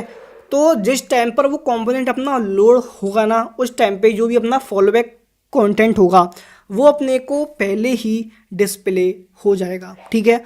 फिर जो कंपोनेंट है वो अपना लोड होता रहेगा, ठीक है। तो जो भी हमारा फॉलोबैक वाला कंटेंट होगा ना वो हमारा लोड हो जाएगा, ठीक है। नेक्स्ट देखते हैं can you use multiple use state calls. Use multiple use state hooks to manage different state variables, ठीक है। तो आपको जितने वेरिएबल्स को भी करना है ना मैनेज, तो आप उतने ही यहाँ पे यूज स्टेट कर लो क्रिएट, कोई दिक्कत नहीं है, ठीक है। तो ये तो हम करते ही करते हैं। नेक्स्ट देखते हैं what is the role of index dot JS file in a React app. तो जो हमारा रिएक्ट ऐप होता है ना उसमें एक इंडेक्स डॉट जेएस फाइल होती है, उसका क्या रोल होता है। Entry point that renders the root component to the DOM. तो जो हमारी इंडेक्स डॉट जेएस फाइल होती है ना वो सबसे ज़्यादा इंपॉर्टेंट फाइल होती है, बिकॉज वो हमारा एंट्री पॉइंट होता है जो कि जो हमारा रूट कंपोनेंट है ना उसे वो रेंडर करता है, एंड वो हमारा होगा रेंडर तभी हमारा वेबसाइट आगे हमको शो होगी, ठीक है। तो ये हमारे एक एंट्री पॉइंट होता है जो कि काफ़ी ज़्यादा इंपॉर्टेंट होता है, ठीक है। नेक्स्ट देखते हैं how do you debug react apps. तो आप जो भी एप्लीकेशंस रिएक्ट जेएस में बिल्ड करते हो उनको आपको अगर डिबग करना हो तो आप कैसे करते हो, तो वो देखते हैं browser dev tools, react developer tools, console logs and error boundaries, ठीक है। तो जैसे आप जेएस के अंदर डिबग वगैरह करते हो ना, कुछ वैसे ही हमें रिएक्ट ऐप के अंदर करना होता है डिबग। आप रिएक्ट डेवलपर टूल्स और कंसोल लॉग, ठीक है, सिंपल है। नेक्स्ट देखते हैं एरर बाउंड्रीज क्या होती हैं। Components that catch errors in their child component tree. तो हमारे रिएक्ट जेएस के कोड में जहाँ पे भी जेएस से रिलेटेड एरर वगैरह आती हैं हमारे चाइल्ड कंपोनेंट्स हैं उनके अंदर, तो उसे हम कहते हैं एरर बाउंड्रीज, ठीक है, सिंपल है। नेक्स्ट देखते हैं what is the difference between React and Angular JS, ठीक है। React is a library focus on UI, Angular JS is a full fledged MVC framework, ठीक है। तो that's the biggest difference, because हम समझते हैं कि रिएक्ट एंड एंगुलर जेएस दोनों ही फ्रेमवर्क होते हैं, बट ऐसा नहीं है। रिएक्ट हमारी एक लाइब्रेरी होती है एंड हमारा जो एंगुलर जेएस है वो एक फ्रेमवर्क होता है, ठीक है। तो React uses a virtual DOM and Angular uses real DOM. ये तो मैंने आपको अभी पहले ही बताया था कि जो हमारा रिएक्ट जैसे वो हमारा वर्चुअल डॉम यूज़ करता है, एंड बिकॉज ऑफ डैट वो काफ़ी ज़्यादा फास्ट भी होता है, ठीक है। तो ये हमारा सबसे मेन होता है डिफरेंस, जो कि मोस्टली लोगों को पता ही नहीं होता है, ठीक है। तो डोंट बी। नेक्स्ट देखते हैं how do you pass a function as a prop. आपको अगर कोई function as a prop pass करना है तो आप कैसे करते हो। सिंपल है, चाइल्ड जो हमारा है फंक्शन वो लिखा हमने, ऑन क्लिक, और उसके अंदर आप जो भी अपना फंक्शन है वो पास कर दो। बहुत सिंपल है, सीधा अपना फंक्शन है उसको कर्ली ब्रेसेस के अंदर पास कर दो, ठीक है, ख़त्म, सिंपल है। नेक्स्ट देखते हैं, how do you apply conditional class names in React. ठीक है, तो समझते हैं, कोड की हेल्प से ही समझते हैं। मैंने एक डिप बनाया, उसके अंदर मैंने लिखा क्लास इज़ एक्टिव। अगर जो हमारी क्लास है ना, अगर हमारी ये क्लास एक्टिव है तो यहाँ पे मैंने एक डिप बनाया और इसके अंदर मैंने एक बॉक्स बनाया है। ठीक है, तो इसके अंदर सपोज मुझे अलग अलग क्लास पास करनी है, मतलब अगर वो हमारा जो है कंपोनेंट वगैरह, ठीक है, तो वो जो हमारा कंपोनेंट है अगर वो है एक्टिव तो उसके अंदर आप एक अलग क्लास पास कर दो, अगर वो एक्टिव नहीं है तो एक अलग क्लास पास कर दो। ठीक है, तो वो कैसे करना होता है, आपको यहाँ पे लिखना होगा लाइक जो भी आपका है क्लास नेम, उसके बाद इज़ एक्टिव। यहाँ पे हम चेक कर रहे हैं, तो अगर इज़ एक्टिव है तो जो हमारा कंपोनेंट है अगर वो एक्टिव है तो आप यहाँ पे एक्टिव क्लास पास कर दो। अगर वो एक्टिव नहीं है तो हम यहाँ पे इनएक्टिव क्लास पास कर दो। ठीक है, अब जो एक्टिव वाली क्लास है अंदर आपको क्या CSS लिखनी है वो आप लिखते हो, ठीक है, बाहर। और आपको इनएक्टिव जो क्लास है उसके अंदर क्या CSS डालनी है वो आप फिर से लिखते हो बाहर अलग से। ठीक है, और जो इस एक्टिव है ना इसके अंदर आपको लाइक क्या कंडीशन पास करनी है, कुछ ऐसे आप यहाँ पे आपको अगर अलग अलग क्लास पास करनी हो in the same in the same component और इन द सेम एलिमेंट, तो आप वहाँ पे कुछ ऐसे पास करते हो। ठीक है, नेक्स्ट देखते हैं, how do you update state based on previous state. Previous state जो आपकी है ना उसके बेस पे आप न्यू स्टेट कैसे करते हो अपडेट। बहुत सिंपल सा कोड है, जैसे कि मैंने लगा यहाँ पे सेट काउंट इक्वल टू, तो जो हमारी पहली वाली स्टेट है ना, जो हमारी प्रीवियस स्टेट है ना, उसमें आप प्रीवियस प्लस 1 कर दो, ख़त्म। सपोज मेरी जो प्रीवियस स्टेट है उसमें वैल्यू है 1, तो यहाँ पे क्या होगा अपडेट, 1 + 1 = 2। तो यहाँ पे हमारा जो न्यू होगा अपडेट वो हमारा हो जाएगा 2।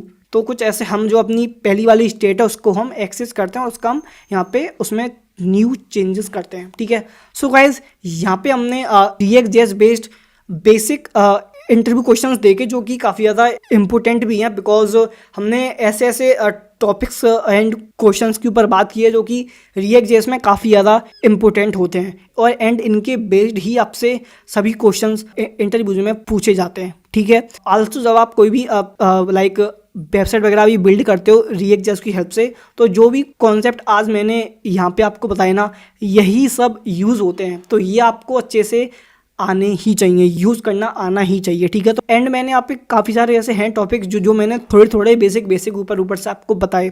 ठीक है, तो वो आपको अब जा करके और अच्छे से डेप्थ में ना देखने हैं, समझने हैं कि ये कैसे काम करते हैं, बिकॉज ये काफ़ी ज़्यादा इंपॉर्टेंट है। तो चलो यार डेट्स इट। और ये जो सीट है इसका और इसका जो है ना एक्सेस वो मैं वीडियो के डिस्क्रिप्शन में डाल दूंगा, तो वहाँ पे जाके आप इसे देख लेना।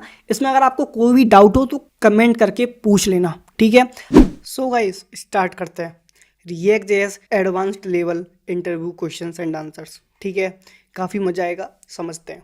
सबसे पहले देखते हैं पहला question, what is React fibre. React fibre क्या होता है।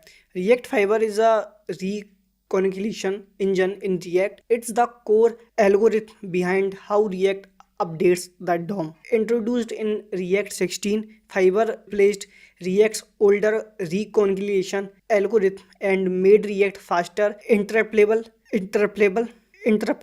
and smarter in handling UI updates. तो React फाइबर बेसिकली एक रिकॉन्सिलिएशन इंजन होता है जिसके अंदर ना हम React DOM को हैंडल करते हैं। उसके लाइक हमको React DOM के अंदर जो भी अपडेट्स करने होते हैं वो अपडेट्स कैसे करने होते हैं, क्या होती है उसकी प्रोसेस, उस हैंडल करती है ये React फाइबर।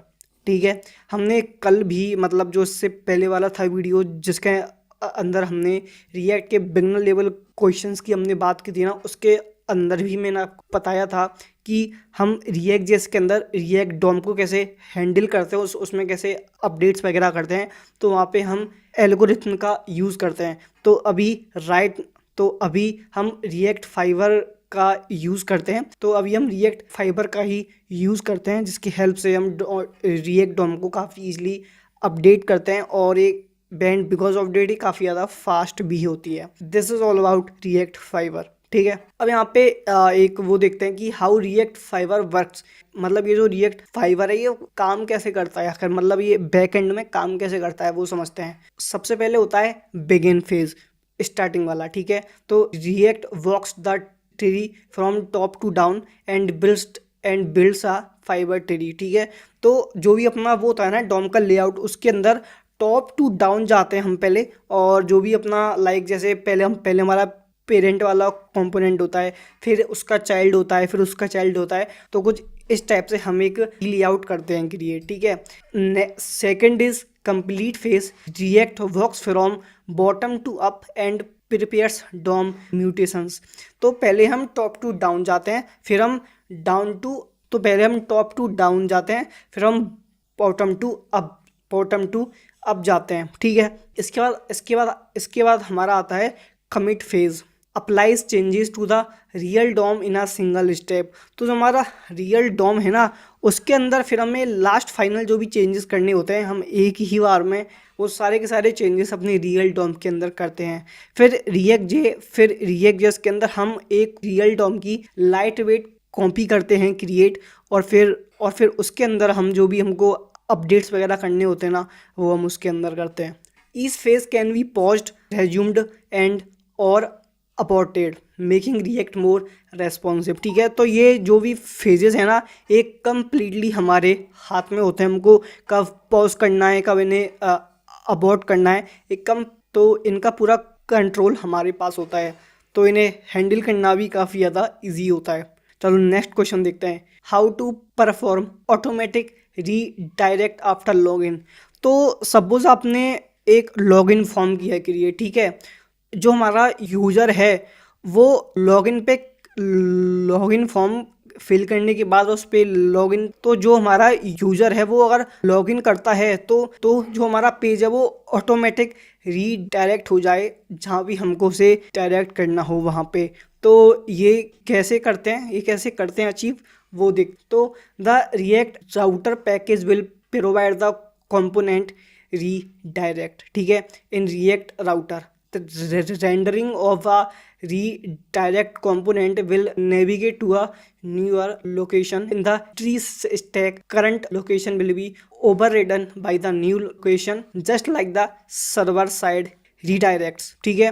तो देखो बहुत सिंपल है, जो हमारा रिएक्ट राउटर है ना, उसके अंदर ही हमको एक अलग कंपोनेंट मिलता है डायरेक्ट करके, ठीक है। तो उसका यूज़ करके हम ये जो अपना है ना प्रोसेस, इसे कंप्लीट करते हैं। तो इसको हम इसको अब हम कोड की हेल्प से समझते हैं, ठीक है। तो मैंने किया import react component from react, simple जो हमारा कंपोनेंट वाला है कंपोनेंट, वो import react component from react, import redirect from react router. तो यहाँ पे हमने रिएक्ट राउटर में से ना, तो यहाँ पे हमने रिएक्ट राउटर में से डायरेक्ट जो हमारा कंपोनेंट है उसे हमने इंपोर्ट कर लिया है, ठीक है। फिर हमने बनाई एक क्लास एक्सपोर्ट डिफॉल्ट क्लास, और इसको हमने एक्सटेंड भी कर लिया साथ, ठीक है।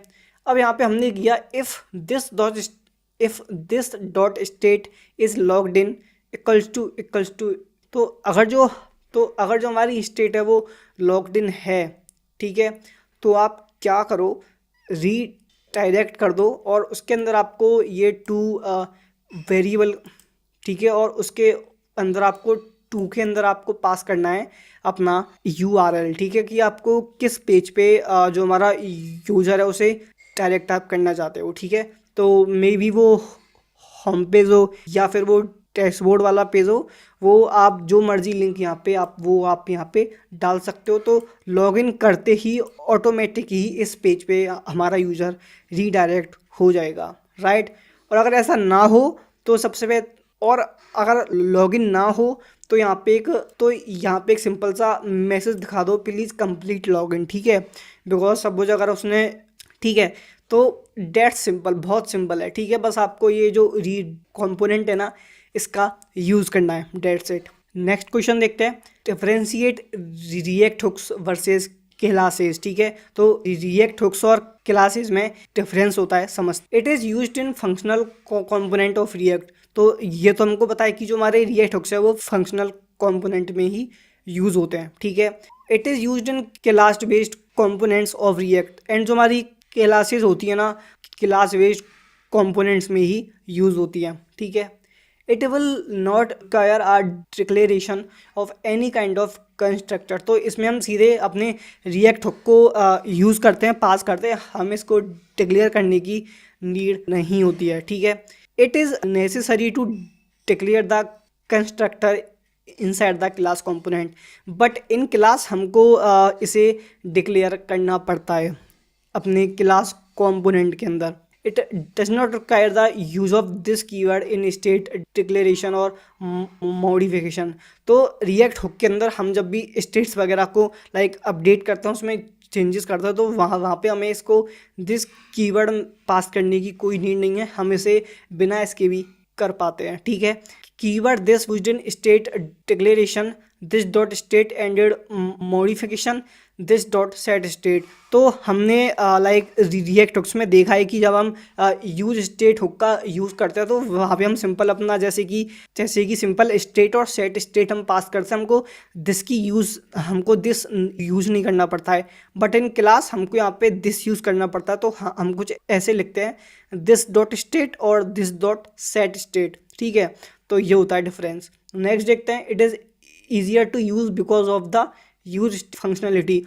ऑफ कोर्स ये हमको पता है कि जो हमारी यूज स्टेट ऑफ फंक्शनलिटी है वो तो मतलब काफ़ी ज़्यादा इजी है, वो हमने पहले भी देखी हुई है, काफ़ी इजी है यूज़ करना। ठीक है, तो इन्हें यूज़ करना भी काफ़ी ज़्यादा आसान होता है। Specific function is available for helping us to access the state and its corresponding set state variable. तो इसमें ऐसा कोई शॉर्टकट नहीं है कि आपको मतलब आप काफ़ी इजली इन्हें एक्सेस कर पाओ और इन्हें यूज़ कर पाओ, जो हमारी स्टेट्स होती हैं उनको। ठीक है, तो यहाँ पे थोड़ा सा मतलब है लोचा। ठीक है, React hooks can be helpful in implementing Redux and context API. React hook की हेल्प से ना हम काफ़ी easily Redux and context API को इम्प्लीमेंट कर सकते हैं।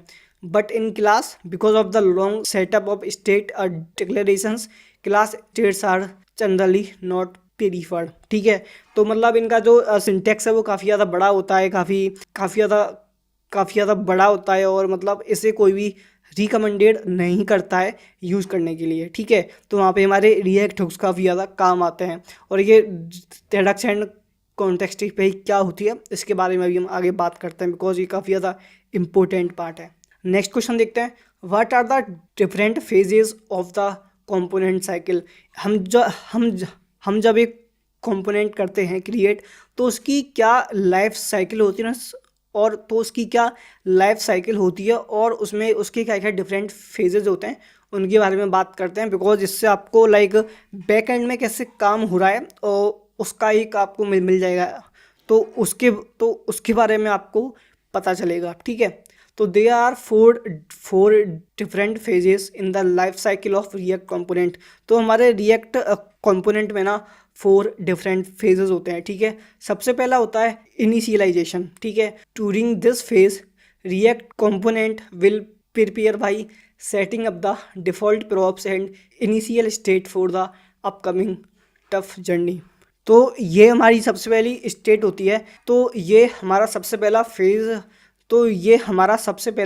होता है, जिसके अंदर हम सिंपल जो अपना कंपोनेंट होता है उसे सेटअप करते हैं। ठीक है, उसमें स्टेट्स वगैरह एंड प्रॉप्स वगैरह पास करते हैं। सेकंड होता है माउंटिंग। ठीक है, तो mounting refers to putting the elements into the browser DOM. Since React uses virtual DOM, the entire browser DOM which has been currently rendered would not be refreshed. This phase includes the lifecycle methods component will mount and component did mount. ठीक है, तो ये जो हमारा second वाला है ना mounting, इसका सिंपल सा मतलब ये होता है कि जो अपना कंपोनेंट है ना वो तो हमने कर लिया है सेटअप, बट अब उसे हमें अपने डॉम पे अब हमें उसे अपने डॉम पे अपडेट करना है। हमें अपने डॉम को बताना है कि भाई साहब हमने एक नया कंपोनेंट किया है क्रिएट, इसे आप अपने डॉम में ऐड कर लो, अपडेट कर दो। ठीक है, तो यहाँ पे अभी तक अभी बस हम उसे अपने डॉम पर बैक एंड से भेज रहे हैं अपडेट करने की, बट तो अभी यहाँ पे हम उसे सिर्फ अपने डॉम पर भेज रहे हैं उसे करने के लिए, बट अभी तक वो अपडेट हुआ नहीं है। मतलब वो अभी UI पे आपको मतलब वो आपको अभी UI पे शो नहीं होगा। ठीक है, और इसमें हम लाइक कंपोनेंट विल माउंट और कंपोनेंट ट्रेड माउंट का भी यूज़ करते हैं। ठीक है, थर्ड फेज होता है हमारा updating. In this phase a component will be updated when there is a change in the state or properties of a component. This phase will have life cycle methods like component will update, should component update, render and component did update. ठीक है. तो ये जो हमारा third वाला phase है ना, इसके अंदर क्या होता है, जैसे ही आपके कंपोनेंट में कुछ भी चेंज हुआ, जैसे आपकी कोई भी स्टेट चेंज हुई, आपने सपोज बटन पे किया क्लिक, तो आपकी जैसे ही स्टेट वगैरह चेंज हुई या फिर कोई प्रॉप वगैरह आपने पास किया, तब जो हमारा डॉम है ना वो होगा रिफ्रेश. एंड वो जैसे ही रिफ्रेश होगा ना, तब हमारा कंपोनेंट यूआई पे अपडेट हो जाएगा. तो ये होता है हमारा थर्ड वाला फेज. ठीक है. हमारा फोर्थ फेज होता है अनमाउंटिंग.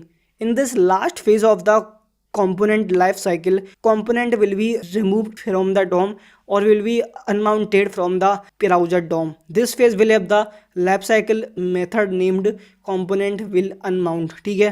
तो जो हमारा फोर्थ वाला फेज में, तो ये जो हमारा फोर्थ वाला फेज है, इसमें सिंपल जो हमारा कंपोनेंट होता है उसे हम अपने डॉम से ना हटा देते हैं, उसे हम अपने डॉम से हटा देते हैं, उसे हम अनमाउंट कर देते हैं. ठीक है. तो ये सिंपल चार फेज होते हैं किसी भी रिएक्ट कॉम्पो तो ये चार फेज होते हैं किसी भी रिएक्ट कंपोनेंट के अंदर. तो अब नेक्स्ट क्वेश्चन देखते हैं. Explain about types of hooks in React JS के अंदर कितने टाइप से, रिएक्ट जेएस के अंदर कौन कौन से हुक्स होते हैं, कितने टाइप्स के होते हैं, वो समझते हैं. ठीक है. तो there are two types of hooks. तो रिएक्ट जेएस के अंदर ना दो टाइप के हुक्स होते हैं. पहला होता है बिल्ट इन हुक्स. ठीक है. जो कि पहले से ही लाइक होते हैं, बस हमें उन्हें यूज़ करना होता है. ठीक है. तो इसके अंदर ना तो बिल्ट इन हुक्स को भी हम अगर दो पार्ट्स में वो करें डिवाइड, तो इसके दो पार्ट्स बनते हैं. एक तो बेसिक हुक्स और एक एडिशनल हुक्स. ठीक है. तो जो बेसिक हुक्स है ना, उसके अंदर हमारे हुक्स आते हैं जैसे कि use state, use effect, context, जो कि हम कॉन्टेक्स्ट एपीआई के टाइम यूज़ करते हैं.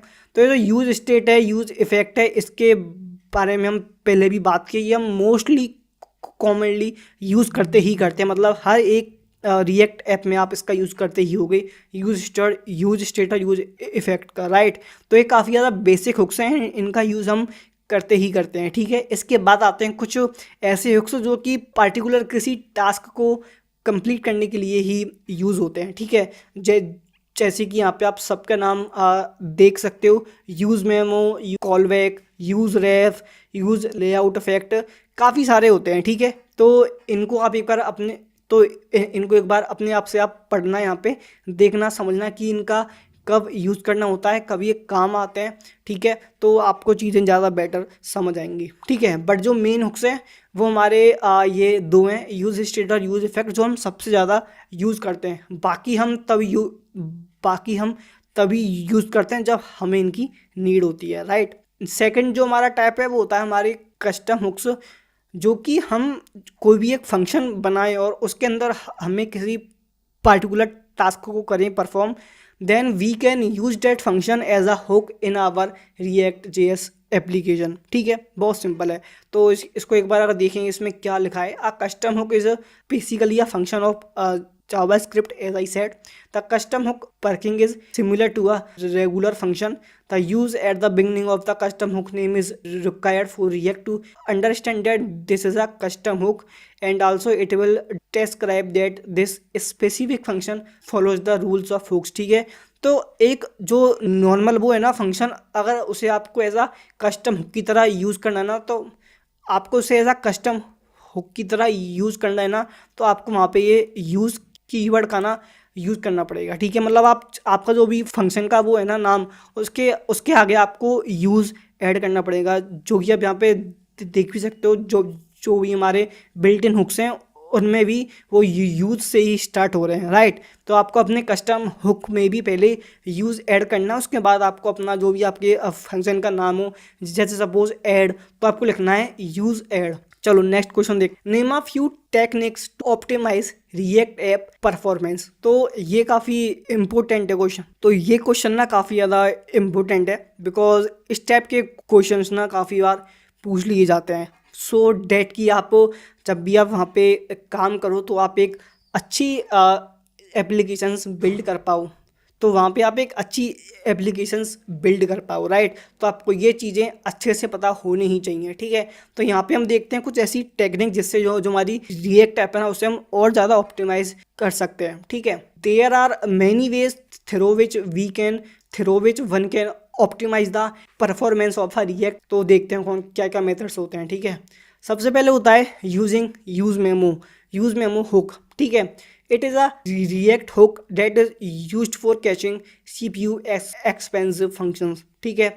Sometimes in a React app a CPU expensive function gets called repeatedly due to re-renders of a component which can lead to slow rendering, ठीक है। Use memo hook can be use to cache functions by using use memo, ठीक है। तो देखो मैंने इसके बारे में आपको पहले भी बताया है कि यूज मेमो क्या होता है। इसकी हेल्प से आप सिंपल फालतू में री री री री तो इसकी हेल्प से आप री रेंडर होने से बचा सकते हो। इसकी हेल्प से आप जो भी हमारे कंपोनेंट फालतू में इसकी हेल्प से आप जो भी हमारे फंक्शंस फालतू में री रेंडर होते हैं ना उन्हें आप यहाँ पे री रेंडर होने से बचा सकते हो, ठीक है। तो उससे काफ़ी ज़्यादा इम्पैक्ट पड़ता है। नेक्स्ट देखते हैं using React dot pure component, ठीक है। तो it is a base component class that checks the state and props of a component to know whether the component should be updated, ठीक है। Instead of using the simple React dot component we can use the React dot pure component to reduce the rerenders of a component. तो देखो यहाँ पे simple तो ये pure component क्या होता है इसके बारे में भी मैंने जो हमारा पहले वाला वीडियो है उसके अंदर बात की थी। प्योर कंपोनेंट ऐसे कंपोनेंट होते हैं ना जो सिर्फ तभी री रेंडर होते हैं जब उनमें या तो स्टेट चेंज हो या फिर उनमें कोई प्रॉप वगैरह पास हो, वो तभी चेंज होते हैं, वरना वो तभी री रेंडर होते हैं, वरना वैसे के वैसे ही रहते हैं। तो आपको अगर अपने रिएक्ट ऐप को और ज़्यादा ऑप्टिमाइज करना है ना, so you can use react pure components, ठीक है। नेक्स्ट देखते हैं मेंटेनिंग स्टेट कोलोकेशन, ठीक है। This is a process of moving the state as close to where you need it possible, ठीक है। Sometimes in React app we have a lot of unnecessary states inside the parent component which makes the code less readable and harder to maintain. Not forget, having many states inside a single component leads to unnecessary re-renders for the component, ठीक है। It is better to shift states which are less valuable to the parent component to a separate component। कहने का मतलब ये है कि हम काफ़ी बार ऐसा करते हैं। सपोज मैंने एक पेरेंट कंपोनेंट बनाया और उसके अंदर मैंने एक चाइल्ड कंपोनेंट उसका बनाया, तो जो हमारा पेरेंट वाला कंपोनेंट है ना उसके अंदर मैंने 5 स्टेट्स पास कर दिए अलग अलग, लेकिन उन 5 स्टेट्स में से सिर्फ 2 ही हैं जो पेरेंट कंपोनेंट यूज़ कर रहा है, जो बाकी 3 है वो हमारा चाइल्ड कंपोनेंट के लिए है। तो इट्स बेटर कि हम उन्हें पेरेंट कंपोनेंट से हटाएं और उन्हें उस चाइल्ड कंपोनेंट में ही डालें, सो डैट कि जिस कंपोनेंट को जिसकी नीड है वो उतने टाइम ही अपना री रेंडर हो, ठीक है। तो डेट्स वाई हमको ये चीज़ भी थोड़ा ध्यान में रखनी। ये भी काफ़ी अच्छी टेक्निक होती है, ठीक है। नेक्स्ट इज लेजी लोडिंग, इसके बारे में भी मैंने पिछली वाली वीडियो में बात किया है। It is a technique use to reduce the load time of a React app. Lazy loading तो इसमें बेसिकली ना क्या होता है, कंपोनेंट्स तभी लोड होते हैं जब आपको उन्हें देखना हो, जब आपको उनकी नीड हो, वरना वो लोड नहीं होते हैं, ठीक है। तो इसकी हेल्प से आपको एक ही बार में कंप्लीट वेबसाइट लोड करने की नीड नहीं है, सिर्फ वही कंपोनेंट लोड होंगे जो आप रियल टाइम पे उन्हें देख रहे हो, उन्हें यूज़ कर रहे हो, ठीक है। वही कंपोनेंट लोड होते हैं, बाकी नहीं होते हैं। सो इसकी हेल्प से ना जो हमारा रिएक्ट ऐप होता है वो और भी ज़्यादा फास्ट बन जाता है, ठीक है। तो ये कुछ ऐसी टिप्स टेक्निक्स होती हैं जो कि आपको रिएक्ट ऐप बिल्ड करते टाइम यूज़ करनी चाहिए। इन सब एप्लीकेशन और भी ज़्यादा फास्ट बनती है, ठीक है। नेक्स्ट क्वेश्चन देखते हैं, how to avoid unnecessary rerenders in React. तो सबसे पहला है यूज़ रिएक्ट मेमो, इसके बारे में अभी हमने बात की है, ठीक है। सेकंड है use memo and use callback. So you can also use so आप इसमें ना यूज़ कॉल आप ना इसमें यूज़ कॉलबैक आप ना इसमें यूज़ कॉलबैक का भी यूज़ कर सकते हो, ठीक है। Avoid anonymous functions in props and use correct keys in list, ठीक है। लिस्ट के अंदर तो जो हमारी लिस्ट होती है ना, उसके अंदर हमको कीज़ कैसे यूज़ करनी होती हैं to access every list item, तो वो भी एक काफ़ी इंपॉर्टेंट फैक्टर होता है, वो भी आपको सही से यूज़ करना है। उसकी हेल्प से आप यहाँ पे रीरेंडर करने से बच जाओगे। तो नेक्स्ट क्वेश्चन देखते हैं, how do you handle authentication and authorization in React applications. Very very important, ठीक है। ये भी क्वेश्चंस काफ़ी बार पूछ लिया जाता है कि आपको अगर अपनी रिएक्ट ऐप के अंदर ऑथेंटिकेशन एंड ऑथराइजेशन करना हो कैसे करोगे, ठीक है। तो इसका आंसर देखते हैं। Authentication and authorization in React applications are typically handled using techniques such as token-based authentication, session management and role-based access control, जैसे हम RBAC बोलते हैं, ठीक है। Here's a high level ओ, ठीक है। तो कुछ ऐसे तो हमारे React.js में ना कुछ ऐसी टेक्निक होती हैं जिनकी हेल्प से हम इन्हें हैंडल करते हैं, ठीक है। और ये काम कैसे करती हैं वो समझते हैं, ठीक है। तो सबसे पहले देखते हैं हमारा ऑथेंटिकेशन कैसे काम करता है, ठीक है। तो users authenticate themselves by providing credentials, ठीक है। जैसे कि यूजर नेम और password server. Upon successful authentication the server generates a token, जैसे कि हम मोस्टली JSON वेब टोकन का यूज़ करते हैं, या फिर हम JWTB जैसे कि हम JSON वेब टोकन यूज़ करते हैं, ठीक है। And sends it back to the client stores the token, जो कि हम मेनली लोकल स्टोरेज या फिर कुकीज़ की फॉर्म में भी स्टोर करते हैं। Includes it in a subsequent request to authenticate the user, ठीक है। तो देखो इसके अंदर क्या होता है समझते हैं। सबसे पहले हम एक यूज़र नेम और पासवर्ड देते हैं जो हमारा यूज़र होता है उसको, ठीक है। एंड वो जैसे ही अपने यूज़र नेम और पासवर्ड फिल करता है ना, तो हमारे बैकएंड में ना एक टोकन होता है, तो हमारा सर्वर टोकन जनरेट करता है, ठीक है। अगर हमारा सर्वर जो है ना वो एक टोकन को जनरेट करता है और फिर वो उसे फिर से अपने क्लाइंट को भेजता है, और फिर जो हमारा क्लाइंट होता है वो उस टोकन को ना स्टोर करता है in the form of local storage या फिर कुकीज़ की फॉर्म में, ठीक है। और फिर इसके बाद जो अपना यूज़र है ना, और फिर उसके बाद अपना यूज़र मस्त वेबसाइट यूज़ करता है। तो ये एक प्रोसेस होती है ऑथेंटिकेशन के लिए, ठीक है। ऑथराइजेशन में क्या होता है देखते हैं। Authenticated the server validates the token and verifies the user's identity and permissions, ठीक है। Authorization logic determines whether the user is allowed to access certain resources or perform specific actions based on their role or privileges. Components can conditionally render UI elements or make API request based on the user's authentication status, ठीक है। देखो authentication करने के बाद ना हर एक user का ना एक रोल होता है। सपोज मैंने एक ऐप बनाई जिसके अंदर मैंने 2 टाइप के रोल बनाए, एक तो स्टूडेंट एक टीचर, ठीक है। तो जो हमारा स्टूडेंट होगा उसका रोल होगा डिफरेंट, एंड जो हमारा टीचर होगा उसका रोल कुछ और होगा, ठीक है। एंड उसके बेसिस पे ही मुझे मुझे उन्हें अलग अलग यूआई शो करना पड़ेगा, बिकॉज जो हमारा स्टूडेंट होगा उसके पास अलग फीचर्स होंगे, एंड जो हमारा टीचर होगा उसके पास अलग होंगे फीचर्स। उसके बेसिस पे ही मुझे अपना जो तो उसके बेसिस पे ही मुझे डिफरेंट डिफरेंट यूआई उन्हें शो करना पड़ेगा, राइट। और ऑथेंटिकेशन करने के बाद ना हम बेस्ड ऑन रोल ये डिसाइड करते हैं कि कौन से यूज़र को क्या यूआई शो करना है और उसे क्या क्या परमिशंस देनी है, ठीक है। तो ये होता है ऑथराइजेशन के अंदर, ठीक है। तो कुछ ऐसे काम करते हैं हमारे ये दोनों, ठीक है। एंड ये काफ़ी ज़्यादा होते हैं इंपॉर्टेंट, तो ये आपको आने ही चाहिए, ठीक है।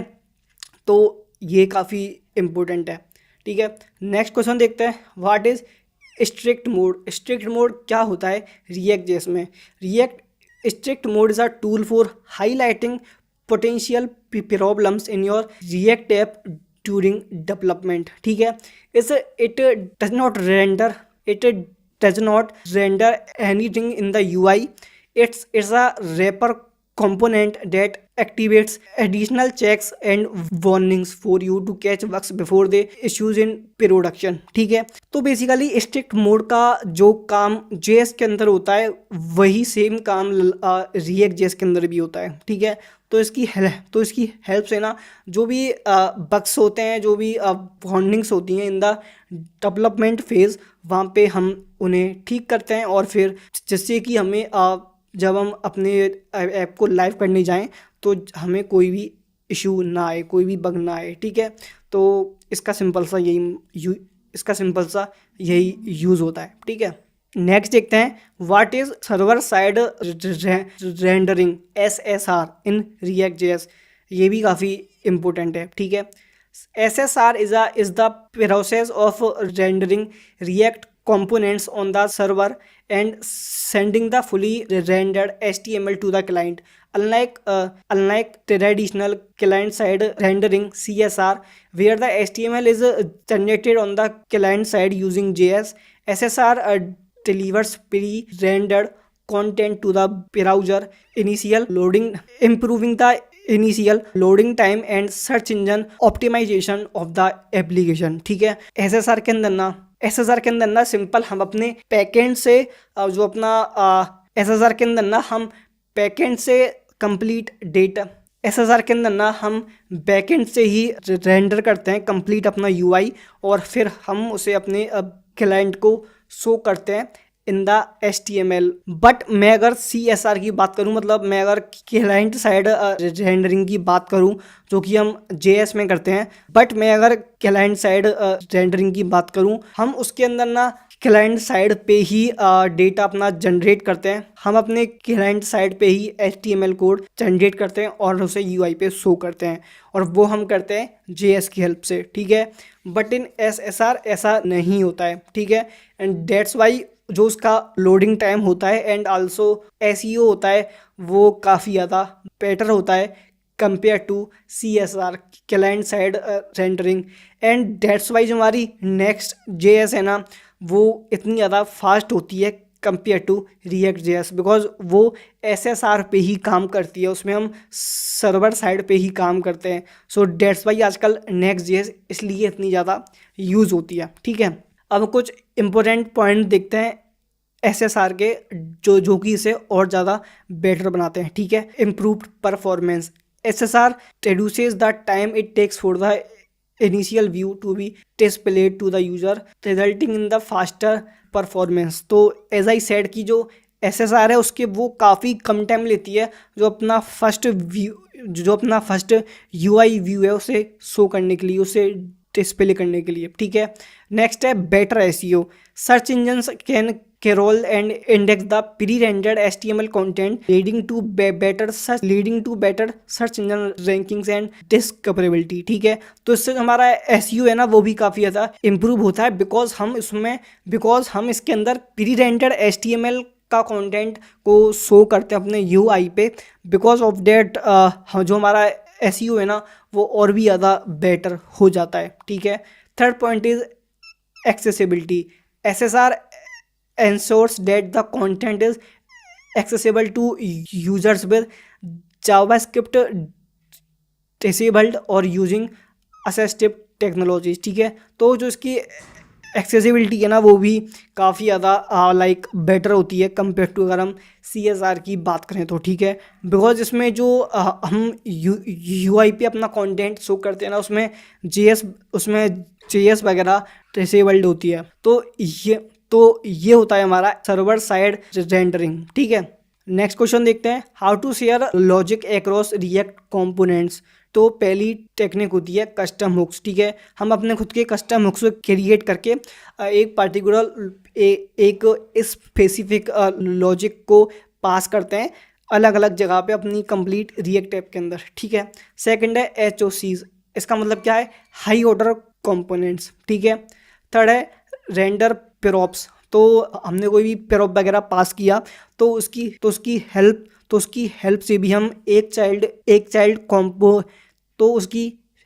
हम एक कंपोनेंट से दूसरे कंपोनेंट में लॉजिक वगैरह पास करते हैं। ठीक है, थर्ड है यूटिलिटी फंक्शंस, तो यूटिलिटी फंक्शंस का भी यूज़ करके ना हम लाइक एक कंपोनेंट से दूसरे कंपोनेंट में इजीली डेटा वगैरह को पास करते हैं एंड उनमें लाइक लॉजिक वगैरह को हम पास कर सकते हैं। कोई भी आपको लाइक टास्क करना है कंप्लीट, कोई भी आपको लाइक टास्क करना है परफॉर्म, तो वो हम इजीली कर पाते हैं। ठीक है, तो ये कुछ हमारी टेक्निक होती हैं जिनके बारे में मैं पहले ही बात कर चुका हूँ। ठीक है, तो मैं ज़्यादा बात नहीं करूँगा इनके ऊपर, तो ये यूज़ होती हैं। ठीक है, नेक्स्ट क्वेश्चन देखते हैं, what is the purpose of the should component update method, when would you use it। तो अभी हमने थोड़ी देर पहले अपने कंपोनेंट की लाइफ साइकिल के बारे में बात की थी, उसमें 4 फेज होते हैं उनकी हमने बात की थी। तो अब उसके अंदर ही ना एक हमारा होता है should component अपडेट। ये इसका क्या काम होता है एंड ये कब यूज़ होता है वो समझते हैं। The should component update method is a life cycle method in React that allows a component to control whether it should re-render or not। ठीक है, invoked before rendering when new props or states are being received। ठीक है, by default should component update indicating that the component should re-render। However, you can implement custom logic inside should component update to determine whether the update is necessary based on the current props and state compare to the next props and state. ठीक है, देखो इसका simple सा ये काम होता है कि जो हमारा कंपोनेंट है उसे री रेंडर करना है या फिर नहीं करना है, ये कंट्रोल इसके पास होता है। ठीक है, एंड बाय डिफ़ॉल्ट ये होता है ट्रू। इसका मतलब बाय डिफ़ॉल्ट जो हमारा कंपोनेंट है वो री रेंडर होगा जब भी कोई स्टेट चेंज होगी या फिर प्रॉप वगैरह पास होगा। ठीक है, हमारे पास ये कंट्रोल होता है कि अगर हम चाहें तो इसे री रेंडर ना भी करवाएं, अगर हम चाहें तो ये री रेंडर ना भी हो। ठीक है, तो वो डिपेंड करता है कि जो स्टेट चेंज हो रही है क्या उसे नीड है क्या उससे नीड है हमारे कंपोनेंट को री रेंडर करने की या फिर नहीं है, तो वो उस पर डिपेंड करता है। ठीक है, बट इसका सिंपल सा यही मतलब होता है। ठीक है, आपको अपने कंपोनेंट को री रेंडर करना है नहीं करना, वो इससे आप करते हो कंट्रोल। ठीक है, नेक्स्ट क्वेश्चन देखते हैं, what is forward ref. Forward ref क्या होता है, allows parent components to pass refs down to child component. तो आपको अगर किसी एक रेफ आपको अगर अपने पेरेंट आपको अगर एक रेफ को अपने पेरेंट तो आपको अगर एक रेफ को अपने पेरेंट कंपोनेंट से अपने चाइल्ड कंपोनेंट्स में पास करना हो ना, तो वहाँ पे हम इसका यूज़ करते हैं फॉरवर्ड रेफ। अब ये काम कैसे करता है ये समझते हैं। तो मैंने बनाया कॉन्स्ट इनपुट। ठीक है, इसके अंदर मैंने यूज़ किया फॉरवर्ड रेफ, तो इसके अंदर मैं पास करूँगा पेरोप्स और रेफ। ठीक है, फिर इसके अंदर हम पास करेंगे और फिर इसके अंदर हमें जो भी अपना लाइक HTML वाला इसके अंदर हमें जो भी अपना HTML कोड लिखना है वो हम यहाँ पे कोड लिखेंगे।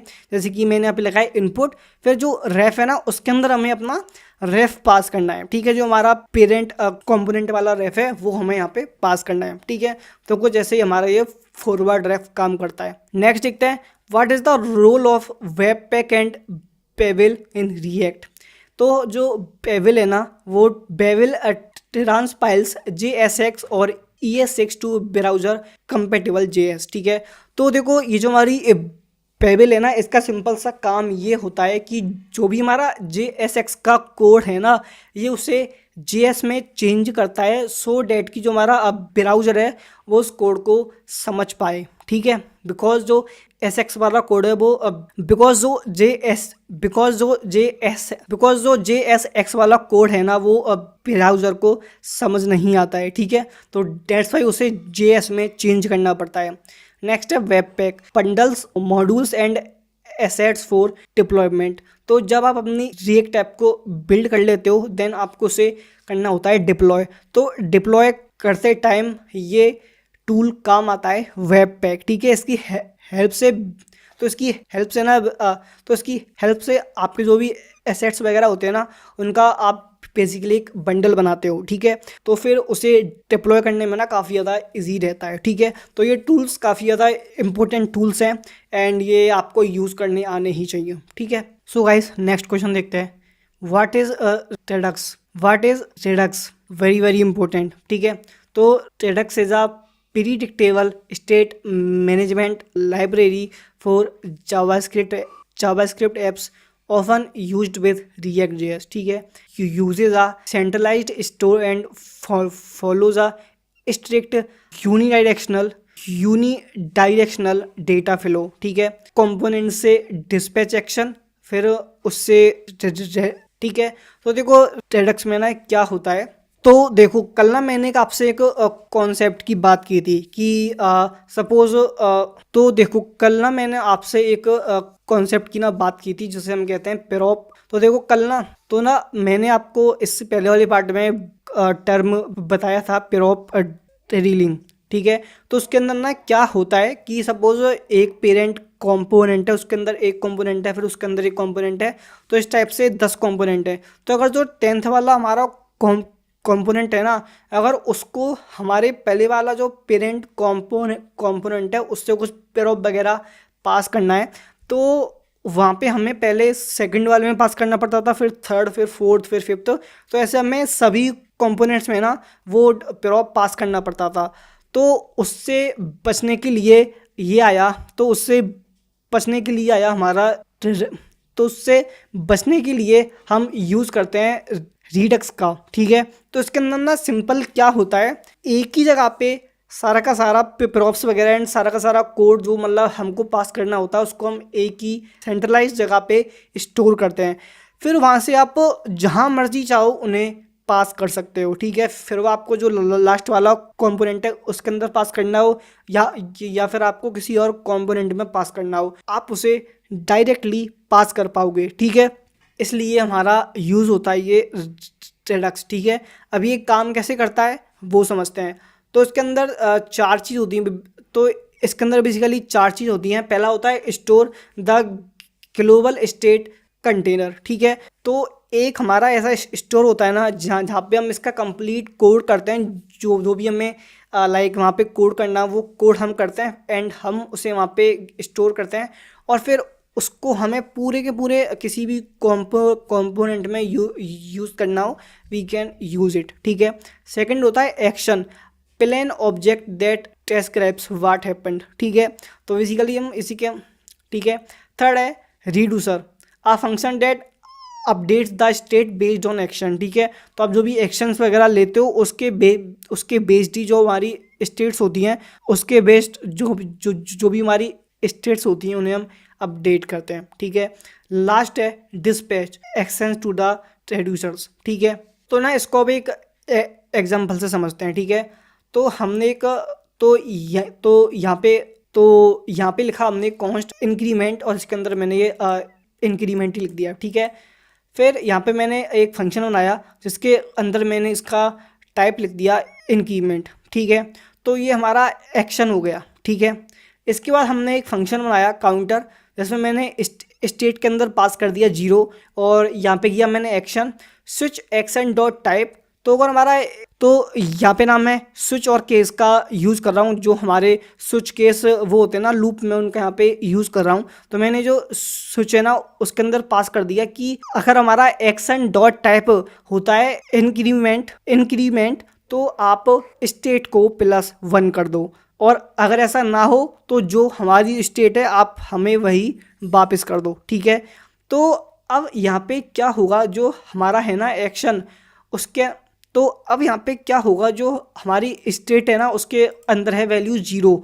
तो मैं जब ये जो केस वाला, ये जो इंक्रीमेंट वाला केस है, इसके अंदर ये होगा स्टेट +1, मतलब 0 + 1 1। अगर ऐसा ना हो तो वैल्यू रहेगी 0, ठीक है। तो यहाँ पे हम इसको एज अ रेड्यूसर यूज़ कर रहे हैं, ठीक है। एंड इसके ऊपर हमने जो इसका होगा एक्शन वो हमने कर लिया डिफाइन, एंड फिर वहाँ पे हमने उसे तो कुछ ऐसे हम इसे यूज़ करते हैं। नेक्स्ट देखते हैं, what are some best practices for structuring and organizing React code in a large scale application. Very very important, ठीक है। अगर आपको लार्ज स्केल रिएक्ट एप्लीकेशंस अगर आपको large scale react applications build करनी है तो वहाँ पे उसकी बेस्ट टेक्निक्स और बेस्ट प्रैक्टिस क्या होती हैं अपने कोड को ऑप्टिमाइज करने के लिए, और उसे अच्छे से ऑर्गेनाइज करने के लिए, ठीक है। तो समझते हैं। सबसे पहले होता है कंपोनेंट बेस्ड आर्किटेक्चर, ठीक है। Organized code into usable and composable components based on functionality or feature. Container components to manage state and presentational components. Container components to manage state and presentational components for rendering UI elements, ठीक है। तो हमको component based architecture follow करना होता है सबसे पहले, जिसके अंदर हम रीयूजेबल कंपोनेंट्स करते हैं क्रिएट। अगर मैं आपको इसका जैसे अगर एक एग्जांपल की बात करें तो आप एक 5 और 6 पेज की वेबसाइट बिल्ड कर रहे हो, ठीक है। तो उसका हेडर एंड फुटर होगा ना, वो हर पेज पे सेम होगा।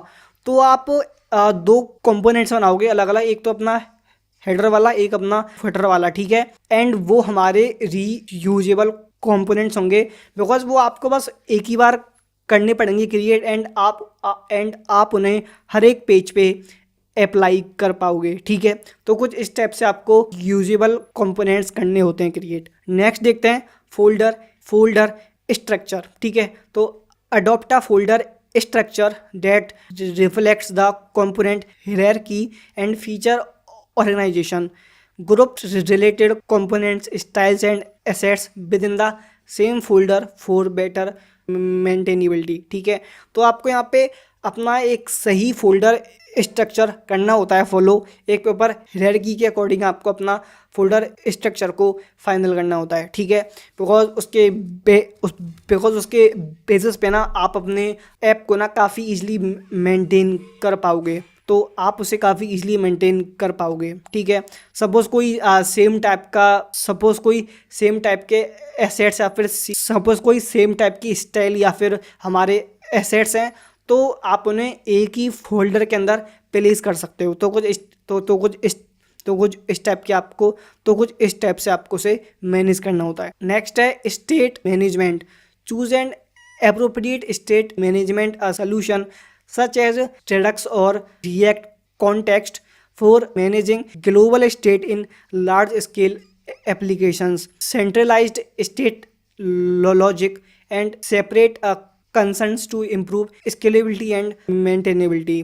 तो देखो इसके बारे में अभी मैंने बात की थी कि अगर आप एक लार्ज स्केल एप्लीकेशन बिल्ड कर रहे हो तो वहाँ पे आपके काफ़ी सारे कंपोनेंट होते हैं, एंड आपको अगर किसी एक ठीक है, तो वहाँ पे हमें रेडक्स वगैरह यूज़ करना ही चाहिए, बिकॉज उसका यूज़ करके ना आप जो हमारा जो कॉमन एंड जो हमारा ग्लोबल कोड है ना, आप उसे एक ही जगह पे सेंट्रलाइज कर पाओगे। अगर ऐसा ना हो तो फिर आपको वही जो इशू मैंने आपको अभी पहले बताया था ना कि आपको तो फिर आपको काफ़ी सारे इश्यूज़ वगैरह आएंगे स्केल करने के लिए, बिकॉज एज आई सेड कि आपको वही एक वैल्यू पास करनी है किसी एक कंपोनेंट में, तो उसके लिए आपको जो बाकी के कंपोनेंट्स होंगे वहाँ भी वो लाइक प्रॉप वगैरह पास करना पड़ेगा, तो वो फिर एंड वो एक अच्छी प्रैक्टिस नहीं है। सो that's Y state management is very very important, ठीक है। Next is code splitting, split code into smaller chunks using dynamic imports on React.lazy to improve initial load times and reduce bundle size. Lazy load routes or features that are not immediately needed by the user. तो आपको यहाँ पे simple lazy loading जैसे features को use करना है so that कि आपको एक ही बार में ना कंप्लीट वेबसाइट को ना लोड करना पड़े, जो कंपोनेंट काम का है वही लोड हो, एंड जब हमारे जिस भी कंपोनेंट एंड फिर जैसे जैसे जिसका काम आए वही कंपोनेंट अपना लोड होता जाए, ठीक है। तो ये चीज़ आपको भी, तो ये भी आपको करना है फॉलो, ठीक है। नेक्स्ट है linting and formatting, enforce code consistency and quality using Lintner's like ESLint and code formatters like PDT, ठीक है। तो यहाँ पे इसका सिंपल सा मतलब ये है कि आपको जो अपना कोड है ना, जब आप जैसे सपोज आप VS कोड यूज़ कर रहे हो तो उसके अंदर आपको अपने कोड को अच्छे से PS कोड के अंदर आपका अपना जो कोड है वो अच्छे से मेंटेन करके रखना है, कि अगर कोई और आप कोड को देखे ना तो वो उसे ईजिली चीज़ें समझ आ जाएं कि यार ये पार्ट इसने इसलिए लिखा है, ये पार्ट इसने इसलिए लिखा है, ठीक है। और वहाँ पे आपको लाइक कमेंट्स वगैरह भी लिखने होते हैं कि यार इस कोड का मतलब ये है कि यार इस कोड को हम इसलिए लिख रहे हैं, इससे ये काम होगा, ठीक है। तो आपको थोड़ा अच्छे मतलब आपका कोड जब कोई देखे तो वो अच्छा लगे देखने में, तो वो चीज़ आपको अच्छे से करनी है, ठीक है। लास्ट है documentation, very very important. Document code components APIs and architecture to facilitate understanding and collaboration among team members. तो आप अगर किसी टीम के साथ काम कर रहे हो ना तो वहाँ पे डॉक्यूमेंटेशन वाला part is very very important. So you can use tools like JSDoc और markdown for inline documentation and readme files for project level documentation, ठीक है। तो आप अगर टीम के साथ काम कर रहे हो वहाँ पे आपको हर एक स्टेप अच्छे से डॉक्यूमेंट करना पड़ता है कि यार ये इसलिए काम, तो वहाँ पे ना आपको हर एक लाइक स्टेप को अच्छे से डॉक्यूमेंट करना ही पड़ता है, ठीक है। तो ये भी एक इम्पोर्टेंट पार्ट होता है। तो अब नेक्स्ट क्वेश्चन देखते हैं, difference between context API and Redux, ठीक है, बिकॉज लोग इसके बीच में काफ़ी ज़्यादा कंफ्यूज रहते हैं, ठीक है। सबसे पहले देखते हैं पर्पस, कॉम्प्लेक्स स्टेट मैनेजमेंट, ठीक है। तो आपको जहाँ भी कॉम्प्लेक्स स्टेट मैनेजमेंट करना हो ना वहाँ पे हमें रेडक्स यूज़ करना है, ठीक है, जैसे कि लार्ज स्केल एप्लीकेशन बिल्ड करते टाइम, ठीक है। बट जो अपना कॉन्टेक्स्ट API है ना, इसे आप कहीं पे भी यूज़ कर सकते हो, मतलब जब आपको छोटे लेवल के प्रोजेक्ट आप बिल्ड कर रहे हो ना तो वहाँ पे you can use context API, ठीक है। नेक्स्ट है स्टोर, तो इसके अंदर होता है हमारा सेंट्रलाइज्ड स्टोर, मतलब हम एक ही जगह पे सारा का सारा डेटा स्टोर करते हैं, ठीक है। जो भी अपने को कोड करना होता है वो हम ग्लोबल कोड अपना एक ही जगह पे स्टोर करते हैं। Context API use react component tree, तो इसके अंदर हम सिंपल कंपोनेंट ट्री का यूज़ करते हैं, ठीक है। नेक्स्ट है डेटा फ्लो, तो इसके अंदर होता है तो इसके अंदर यूनी डायरेक्शनल डेटा फ्लो होता है, ठीक है।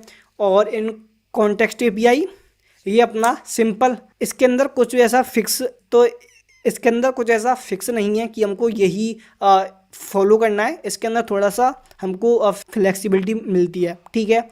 नेक्स्ट है इसके अंदर लाइक क्या क्या स्टेप्स होते हैं, पार्ट्स होते हैं, ठीक है।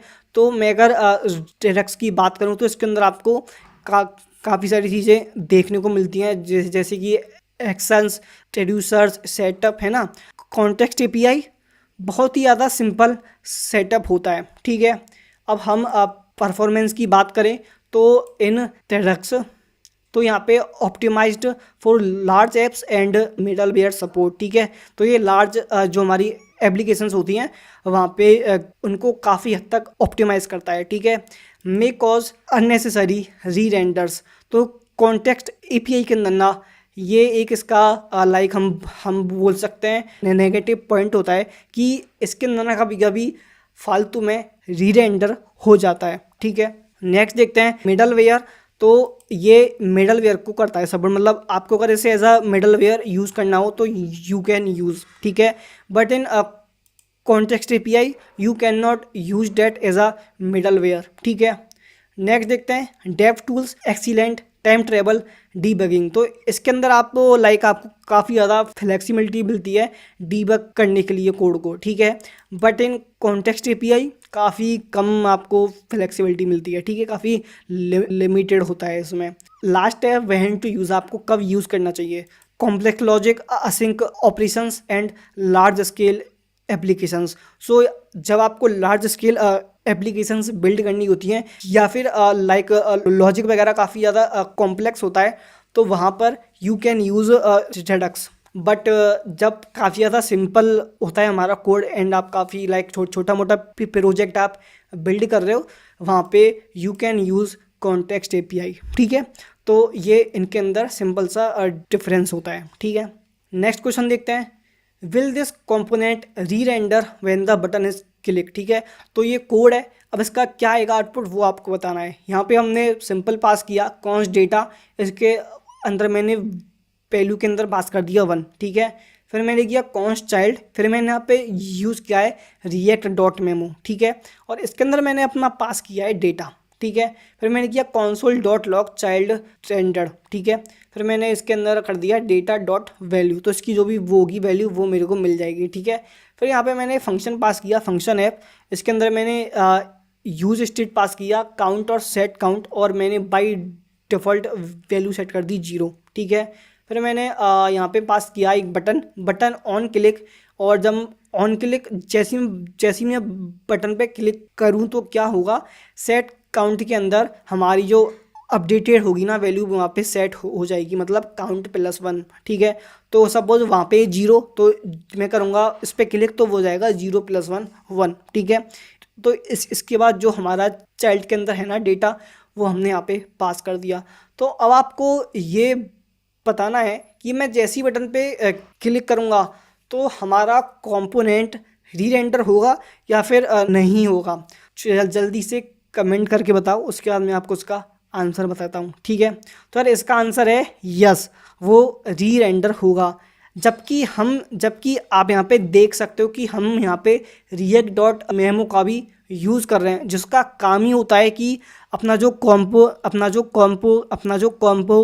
कॉम्पोनेंट है वो फालतू में री रेंडर ना हो। Even though React dot memo used data is a new object on every render causes child to rerender, ठीक है। तो जो हमारा ये डेटा है ना ये एक न्यू ऑब्जेक्ट है, ठीक है। तो जब भी हम बटन पे करेंगे क्लिक, डेटा एक न्यू बनेगा ऑब्जेक्ट, एंड उसकी वजह से ये जो चाइल्ड है ना ये बार बार री रेंडर होगा, ठीक है। तो डेट्स वाई ये हमारा बार बार री रेंडर होता है, ठीक है।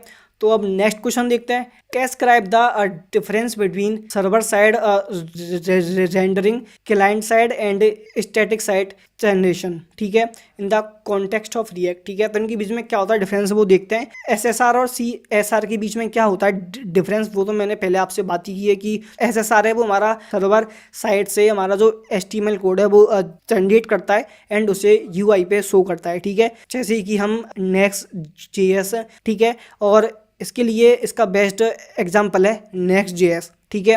और मैं अगर क्लाइंट साइड की बात करूं तो इसमें हम सिंपल क्लाइंट साइड पे ही अपना HTML कोड जनरेट करते हैं यूजिंग जावास्क्रिप्ट, ठीक है। एंड बिकॉज ऑफ डेट ये थोड़ा लोड होने में टाइम लेती है कंपेयर टू SSR, ठीक है।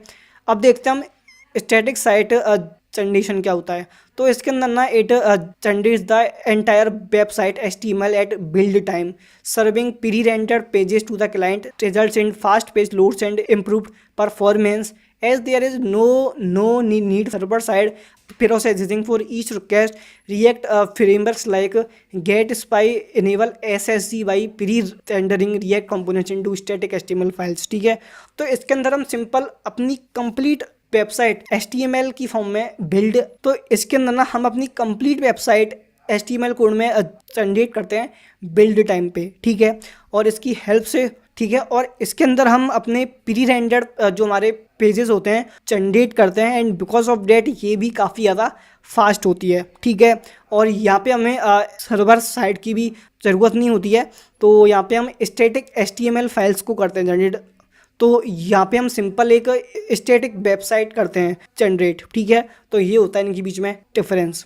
नेक्स्ट देखते हैं, what would be the common mistake of function being called every time the component. तो यहाँ पे एक ये हमारा कोड है, you need to make sure that function is not being called while passing the function as a parameter, ठीक है। तो यहाँ पे हमने पास किया रेंडर, और हमने इसके अंदर एक बटन बनाई, जिसके अंदर मैंने ऑन क्लिक के अंदर मैंने लिखा दिस डॉट हैंडल क्लिक, और मैंने इसे एज अ फंक्शन यहाँ पे पास कर दिया, ठीक है। बट यहाँ पे आप देखो लिखा है कि you need to make sure that function is not being called while passing the function as a parameter. तो यहाँ पे हम ये जो फंक्शन है ना दिस डॉट हैंडल क्लिक, हम इसे यहाँ पे एज अ पैरामीटर पास कर रहे हैं।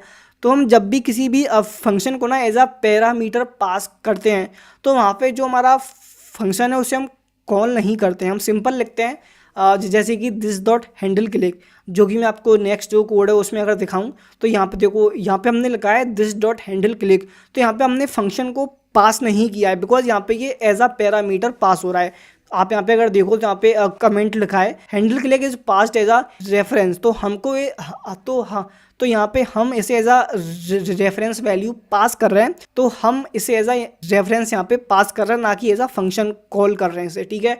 तो आप जब भी कुछ इस टाइप से बटन वगैरह बनाओ यहाँ पे, एंड आप इवेंट वगैरह, तो यहाँ पे आप जब भी कुछ इस टाइप से बटन वगैरह बनाओ, एंड अपने जो अपना कॉम्प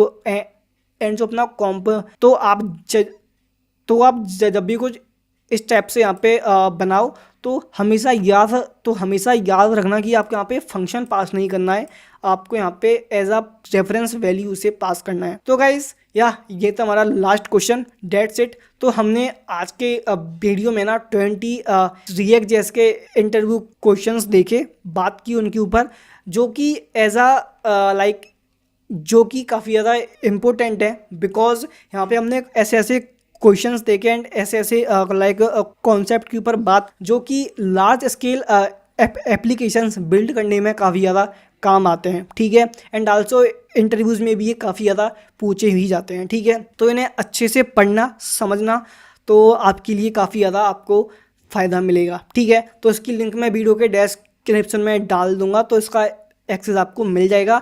बाकी यार अगर वीडियो पसंद आया हो तो लाइक करना, एंड अगर आपके कोई भी डाउट्स हो तो कमेंट करके पूछ लेना। See you guys in the next video, till then keep learning and keep upgrading yourself. Thanks for watching.